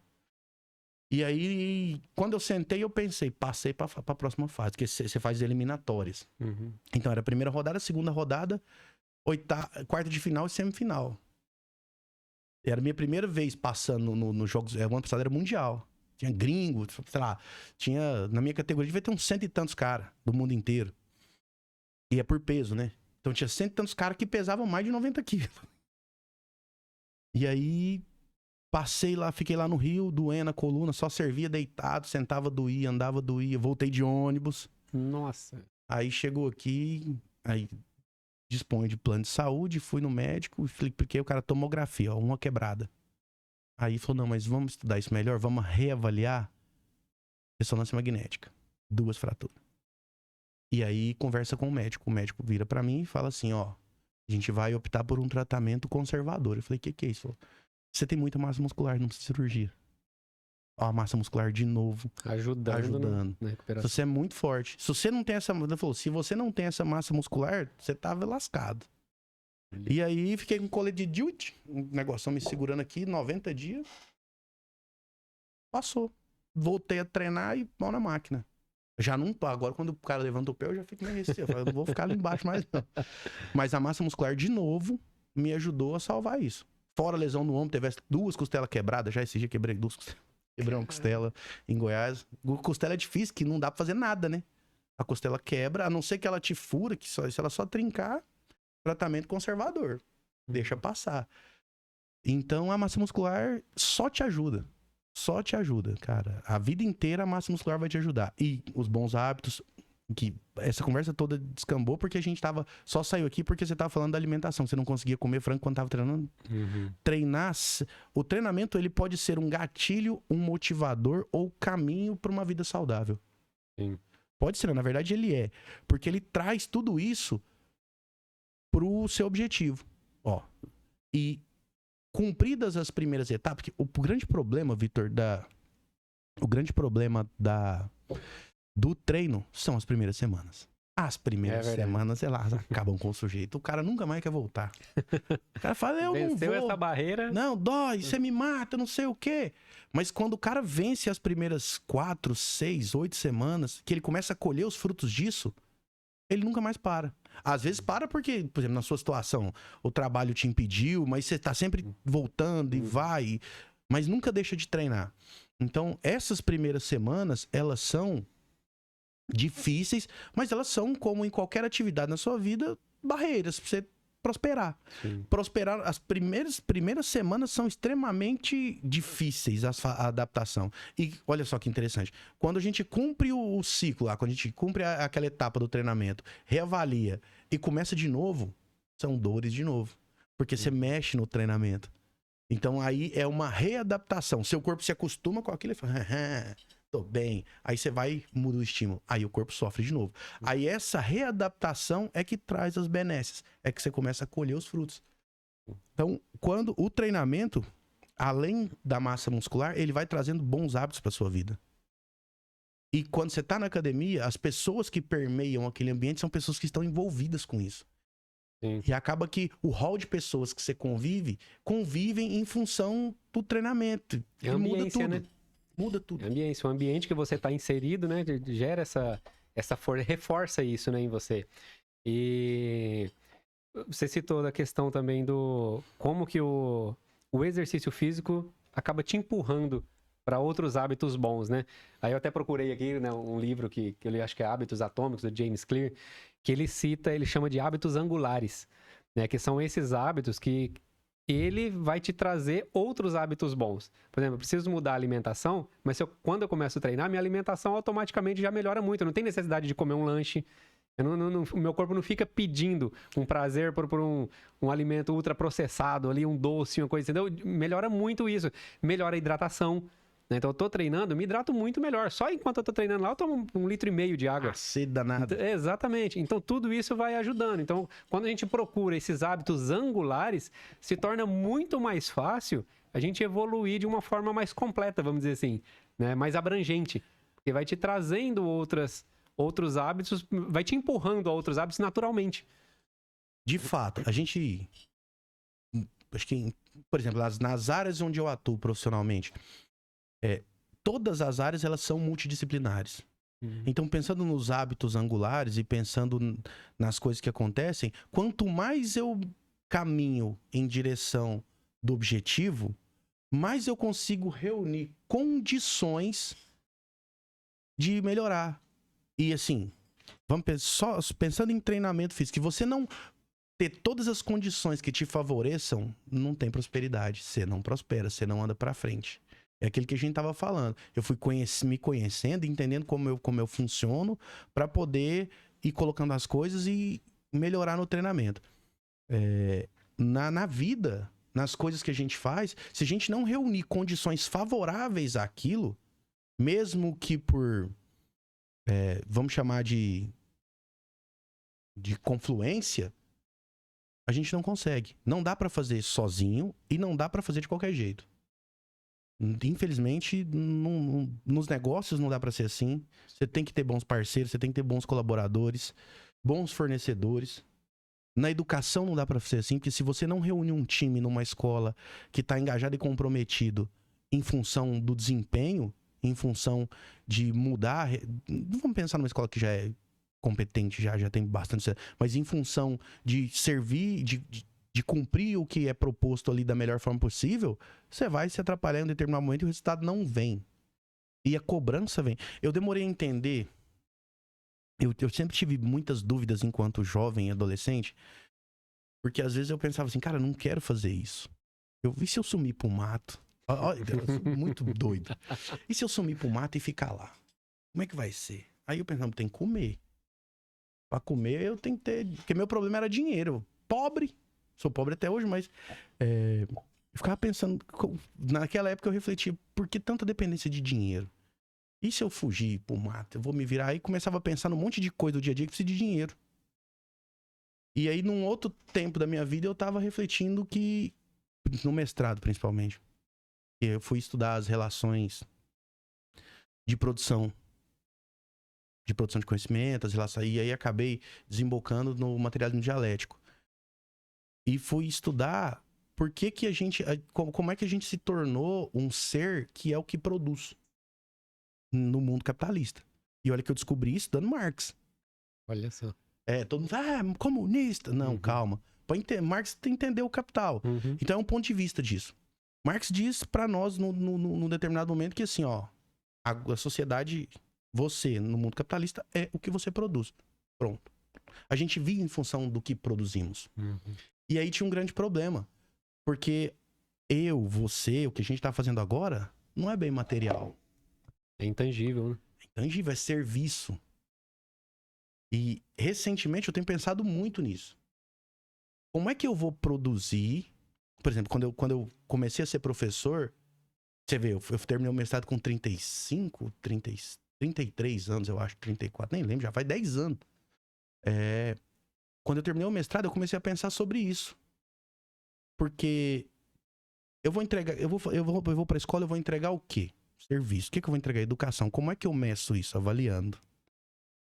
E aí as reflexões foram levando para lugares, para contemplações que vão dizer, olha, somos o que produzimos. E você, Carlos Alberto, produz serviços. Então entregue o melhor serviço. E agora eu tô na fase de descobrir como é que eu vou capitalizar esse serviço. E afinal de contas, treinamento, aí a gente volta lá no modelo de negócio da academia. A única coisa que você, nesse modelo de negócio que a gente falou, você aluga o espaço. E é só esse tempo para vender. Então, existem outros serviços que eu preciso te oferecer. Avaliação física, treinamento, um treinamento em grupo, e um plano de treinamento curto. Vou casar daqui 3 meses, perder 10, que dá pra fazer? Dá. Vamos suicidar? Mas dá. Pauleira? Mas dá. Você tá disposto? Tô. A internet aprendeu a fazer isso. Então eu tô na fase de descobrir isso enquanto pessoa física. Pensar nessas coisas, pensar como que eu vou... Eu sou um péssimo vendedor. Sobretudo, eu sou um péssimo vendedor. Você vai se conhecendo. E comunica muito bem. Fala mais o homem da cobra. Mas isso é do professor. Olha, isso é do professor. Então, desde sempre eu fui professor. Antes de entrar na faculdade de educação física, eu já dava aula de capoeira. O que me levou para educação física foi a capoeira. Eu jogava handball, jogo capoeira desde os 12 anos de idade, mas quando eu fui para graduação em Santa Fé do Sul, na FUNEC, faculdade paga, apareceu uma oportunidade de dar aula de capoeira para um projeto social lá que chamava Projeto Renascer e ganhava a bolsa. Imediatamente eu fui. Minha mãe falou, não, eu seguro o aluguel, pode ir. Eu falei, então show. E fui e fiquei lá 4 anos sendo professor de capoeira nesse projeto. Quando eu saí e jogando handball e dando aula de handball e o pau comendo, só não ganhava dinheiro. Mas fazia um monte de coisa. Treinava musculação na academia. Eu aproveitei a faculdade. Tem uns caras que falam assim, não, eu aproveitei a faculdade. Eu fiz ADP, eu fiz... Eu aproveitei a faculdade.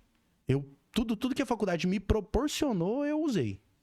Eu trabalhava na faculdade, quando tinha o NAT, Universidade Aberta Terceira Idade, eu ia. Quando tinha evento da faculdade, eu tava fazendo corre. Eu chegava mais cedo na faculdade, batia bola sozinho, porque era ruim de handball.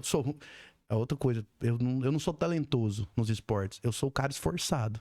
Então eu treinei, até eu aprender. Até ficar bom naquilo. Eu compartilho da ideia de que o dom é pra muito pouca gente. Deus, acho que ele não distribuiu. Falou, toma o dom aí, todo mundo. Dom é uma coisa que pessoas especiais têm. Então, o Mestre Camisa diz assim, é melhor pegar 10 caras ruins pra treinar capoeira do que pegar um talentoso. Porque os 10 caras ruins, eles vão se esforçar ao máximo pra ser bons. Eu tô nos 10 caras ruins. Pra aprender a jogar handball, eu fui estudando, treinava, batia bola 1 hora sozinho, fazia musculação em função do handball, sentava ali o livro. Naquela época o YouTube tava caminhando ainda, então tinha um vídeo, me lembro até hoje, tinha um vídeo de um jogo da Croácia com a França, uma final de mundial. Eu devorava aquilo horas e horas, aprendendo, e aprendi a jogar handball. Aprendi as técnicas que eu precisava aprender, e aí virei um jogador razoável. Competia bem no nível que tava, não era profissional. Fiz frutos, tem um atleta que treinou comigo, que eu iniciei, o Ramon, tá jogando em Portugal. Tem o Zidane, que tá jogando lá em Uberaba até hoje. São profissionais de educação física, renomados. Então você vai deixando frutos, legados. Que bacana. Então, da capoeira agora já tem os legados que estão vindo. Mas quando eu terminei a faculdade, eu já tinha esse laboratório todo. Eu já fazia um monte de coisa. E aí fui trabalhar em academia e ainda refletindo sobre isso. Sobre... Eu preciso produzir, eu preciso vender. E me incomodava muito a ideia da academia vender só o espaço. Quando eu fui trabalhar em academia, eu trabalhava pro Juliano, Fitness lá em Torama. A gente fazia uma piada chamada Fisiofitness. Aí não sai da cabeça o Fitness até hoje. A Fisiofitness, e trabalhei com o Juliano um bocado de tempo. E aí um amigo abriu uma academia em Limeira do Oeste, aí eu fui participar do começo do negócio. Então quando eu abri a Move, eu já tinha o know-how do começo da academia. E vi a academia numa cidadezinha pequenininha, Limeira do Oeste. E vi a academia Frederico. Chamava Fique em Forma a academia dele. Acho que não sei se é esse nome ainda, mas isso é lá de 2011. Aprendi isso lá, prestava o melhor serviço que eu podia, mas ainda me incomodava o fato da gente só alugar o espaço. E me incomodava mais o fato ainda de eu montar o treino pro cara e não conseguir ganhar o dinheiro com aquilo. Porque quando você se senta no consultório médico e o médico vai lhe atender, ele prescreve a receita ali, você paga ele, você se consultou com ele. É uma consultoria. Sim. Essa palavra consultoria me remete a muitas coisas. E aí, quando você senta, quando eu tô lá no salão da academia e eu coloco ali todo o conhecimento que eu tenho, que o profissional, não falando de mim, todos os profissionais, o conhecimento que o profissional tem, 4 anos sentado no banco da faculdade, fora, na formação inicial, fora os cursos e tempo estudando, que time is money, né? O cara investiu isso tudo na formação dele e ele, na academia, ele te dá isso de graça. Então, a cultura das academias do Brasil precisa mudar um pouco. Os aplicativos estão fazendo isso. Sim. Mas isso, às vezes, até o próprio profissional cria essa cultura. Parte deles, na verdade. Porque eles não oferecem isso pago. É onde eu tô, eu não sei vender. Já entrega isso gratuito, por que o cara vai falar, não, eu vou te pagar? Você já entregou, cara, gratuito, entendeu? Você vê o dilema que eu tô? Porque, assim, antes, há alguns minutos eu disse pra você, eu sou um péssimo vendedor. E me incomoda ser um péssimo vendedor. Eu não sei vender o negócio. Às vezes você sabe vender muito bem.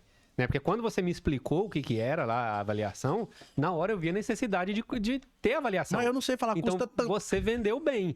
Né? Você só tem alguma trava aí que não te deixa você falar o preço.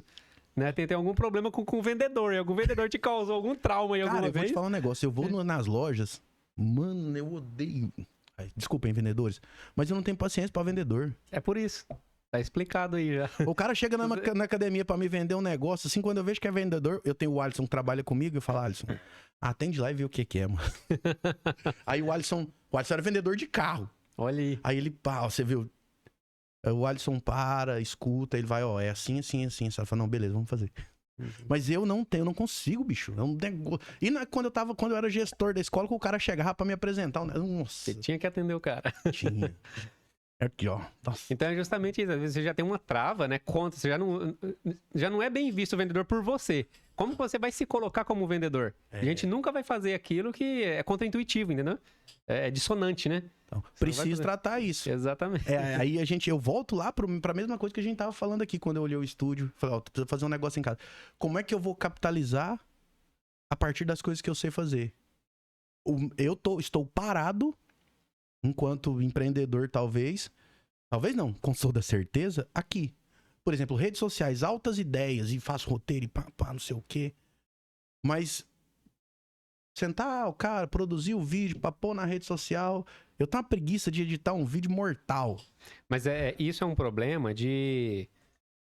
Não é só seu, isso é um problema de micro, pequeno empresário, principalmente quem está saindo da CLT para empreender, porque é o que você falou antes, né? Como na sua área também, tem que ser multifuncional, igual o atleta lá, tem que ser multifuncional. A gente também tem que ter, só que algumas coisas a gente tem que terceirizar. Imagina o seguinte, o atleta profissional, lá, imagina o Ramon, se ele tivesse que estudar para saber questão hormonal, para saber a questão lá da quantidade do suco que ele pode aplicar, que não pode, saber ler todos os exames que ele tem, entendeu? Então tem coisa que a gente tem que terceirizar.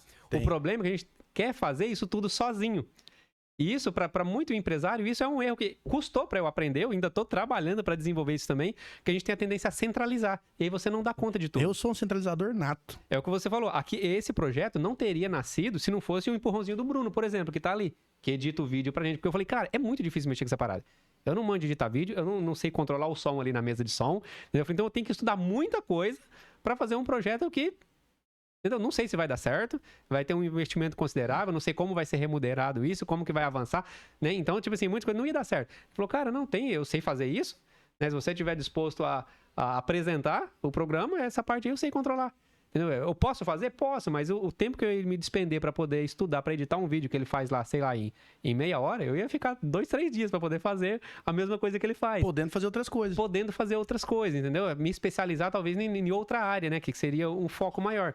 Então, às vezes, você é especialista na sua área, você precisa achar parceiros que consigam complementar isso que falta em você. Não, tô precisando de um parceiro. Aí tem o Bruno. E esse é um projeto, né, do Estúdio Cast, que é justamente trazer esses profissionais. Porque, cara, você tem uma mensagem muito forte, né? Você é um cara muito bom na sua área de atuação. Você precisa levar isso para mais gente. Isso é um pouco do nosso bate-papo, é justamente isso.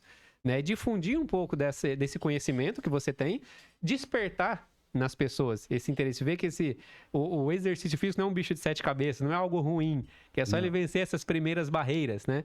E aí depois tem os próximos passos, né? Então, inclusive até, né, como a gente já avançou bem aqui, nem sei quanto tempo a gente está de bate-papo aqui. Um bocado. Mas pra gente caminhar para os finais aqui, né, do nosso bate-papo, como que é essa diferença? Eu até citei o Bruno aqui agora, olhei para ele, a gente viu que a gente tem uma diferença, né, da composição corporal, por exemplo, né? E aí eu lembro que quando eu fiz uma consulta acho que com a Sabrina, ela me falou também a questão do falso magro, né? Que eu tenho um índice considerável de gordura, né? Olha que eles falam, pô, você é magrinho. Mas acho que quando a gente fez lá, tinha 14% Mas não tem músculo de gordura. Não falso tem massa magro. muscular, exatamente. Ser magro é interessante assim, ó. A balança não pode ser referência. É o primeiro BO. Então, assim, você sobe na balança, você tem aí 1,5 m, não, 60. Um pouquinho mais, 1,67. 1,67 m, você sobe na balança, pesa quanto? 72, eu acho. 72, aí você vai fazer o IMC lá, que é o cálculo do índice de massa corporal. Aí você pega lá, seu IMC deve dar entre 23 e 27, que aí dá o peso ideal. Mas a referência não é o peso, é o sua composição muscular. O que é massa, o que é gordura e o que é músculo. Se tem mais músculo e gordura, se tem mais gordura do que músculo, mesmo você estando lá dentro do enquadramento normal do IMC, você é gordo. Por quê? Porque você concentra mais gordura. E isso é o que as pessoas precisam entender muito. A balança não é referência. A balança mede a sua massa. Minha esposa é professora de física. E que é louros pra ela. A balança não mede o peso da gente. O peso é o produto da massa pela gravidade. Ela mede a nossa massa. A sua massa é tanto. Tá, ok. O que disso que é gordura? O que disso que é músculo? Vou te dar um exemplo invertido. Eu peso 100 quilos. Meu IMC é de 37. Eu sou obeso. Olhei. Obeso pra morrer. Mas a minha composição corporal, eu tenho muito mais músculo do que gordura. Então, na minha composição corporal, eu não sou um sujeito obeso. Sou um sujeito que tô com muito bacon. Eu tenho bastante gordura corporal. Preciso perder mais para as coisas que eu faço, mas provavelmente eu tenho percentual de massa muscular ali versus gordura que bem maior que você. Então, no fim das contas, você acaba sendo mais gordo que eu. Sim. Por isso que você precisa do exame de bioimpedância, você precisa do profissional da nutrição, você precisa do profissional de educação física para te orientar nessas questões principais.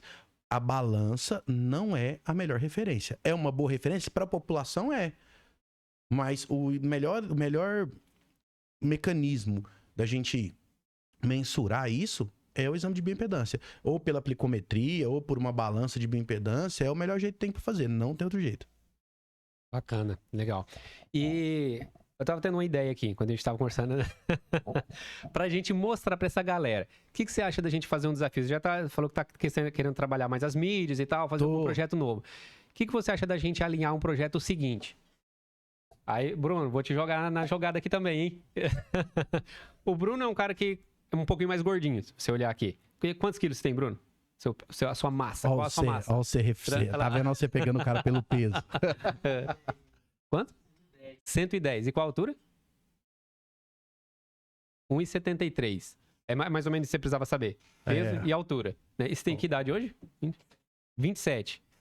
O meu é um pouco diferente. Eu tenho 33, 6 anos a mais que ele. Eu tenho menos peso do que ele. Né? Eu tô com... Eu falei 78, mas acho que agora deve estar com 69, porque eu perdi um pouquinho de massa. E da última vez que eu fiz a bioimpedância aqui com a Sabrina, eu me recordo que estava em 14, mas já faz um bom tempo também. O que você acha da gente fazer um projetinho, até para o pessoal acompanhar e despertar e ver essa evolução também? A gente fazer em conjunto. Ver a diferença no Bruno, que precisa perder gordura mais, e eu que preciso ganhar massa. Vamos sim. Topa? Tá. E aí a gente vai postando isso nas suas redes também, já para o pessoal poder acompanhar. O IMC do Bruno é 36. Tá 36. Igual o meu, tá obeso. Aí. E não é um cara que tá obeso. Se a gente colocar aqui, levantar aqui as tabelas de IMC, tá morrendo. Obesidade mórbida. Então, e o percentual de massa muscular do Bruno é alto, que o Bruno treina. De vez em quando eu vejo ele treinando. Sim. Ele é de empezeiro, ele vai de tempo em tempo. Tá mais ou menos igual eu. É esse caso. Topa o desafio, Brunão? E aí? Vamos embora? Então, ó, galera, acompanha aí. A gente vai deixar as mídias aqui. Fala aí como que é o seu Instagram. Vamos postar lá no Instagram. Vamos postar no YouTube também. De repente a gente faz... Vamos criar... Na descrição do vídeo vai estar alguns detalhes aí. A gente vai jogar aí na descrição, né? A gente vai colocar onde a gente vai publicar isso aí. Mas vamos fazer um projeto, você acha que em quanto tempo a gente consegue ter uma diferença visível aí? A gente faz essa primeira avaliação, o pessoal vê como tá a situação hoje. Em 12 semanas. 12 semanas. 12 semanas. Legal. A gente senta, estabelece as métricas, planeja, para as pessoas principalmente entenderem como que é esse processo todo. Isso. Que não é assim, vamos emagrecer o Brunão? Vamos. Então, amanhã, tá pra academia e nós vamos morrer treinar. Não. A gente senta, estabelece as métricas, planeja tudo, as datas de reavaliação e a gente vai caminhando junto com o Bruno e com o pessoal, vai conhecendo como é que o trabalho é feito. Isso, aí a gente vai registrando todo esse processo aí, né? Não tem o Serjão dos Foguetes, agora nós temos o Brunão do estúdio. Vamos junto, vamos seguir nessa. A gente vai deixar aí na descrição, pessoal. Fica atento aí, né? Depois dá uma olhada na descrição do vídeo, que a gente vai seguir com esse projetinho, vamos ver como que evolui, ver essa diferença, né? Vamos trabalhar então com o Bruno ali para perder, como que é? Diminuir o índice.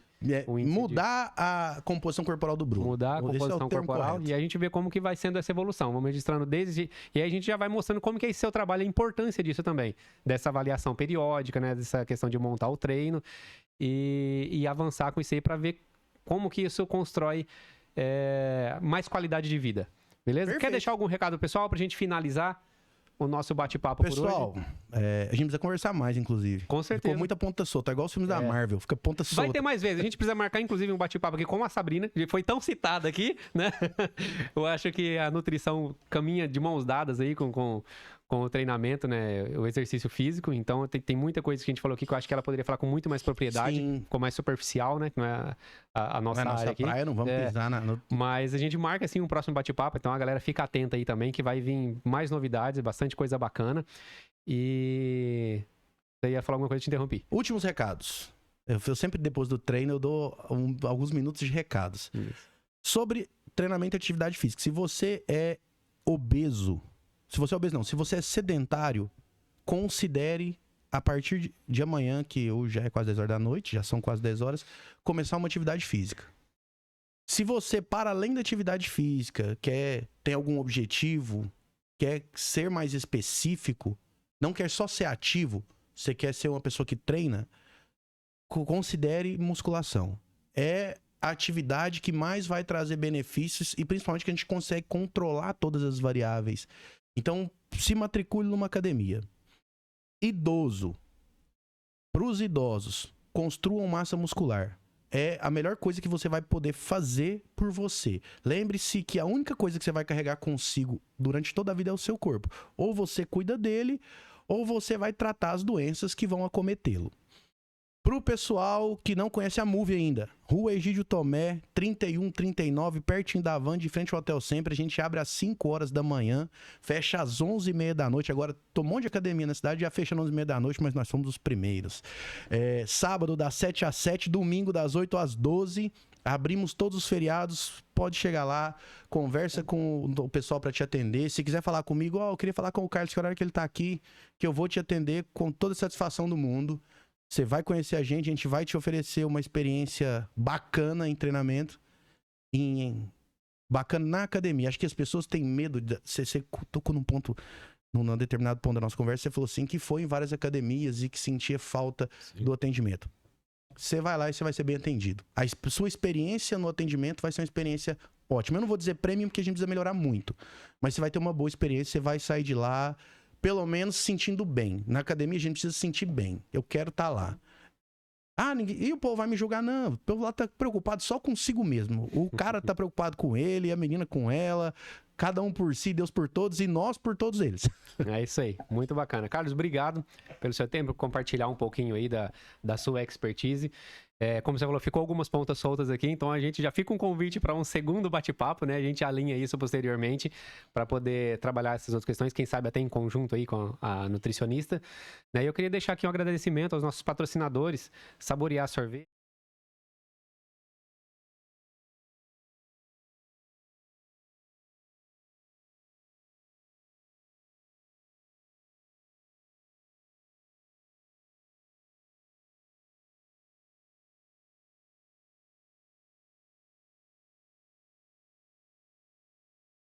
ativem o sininho das notificações que vem muita novidade por aí. Valeu, até a próxima. Abraço, tchau, tchau.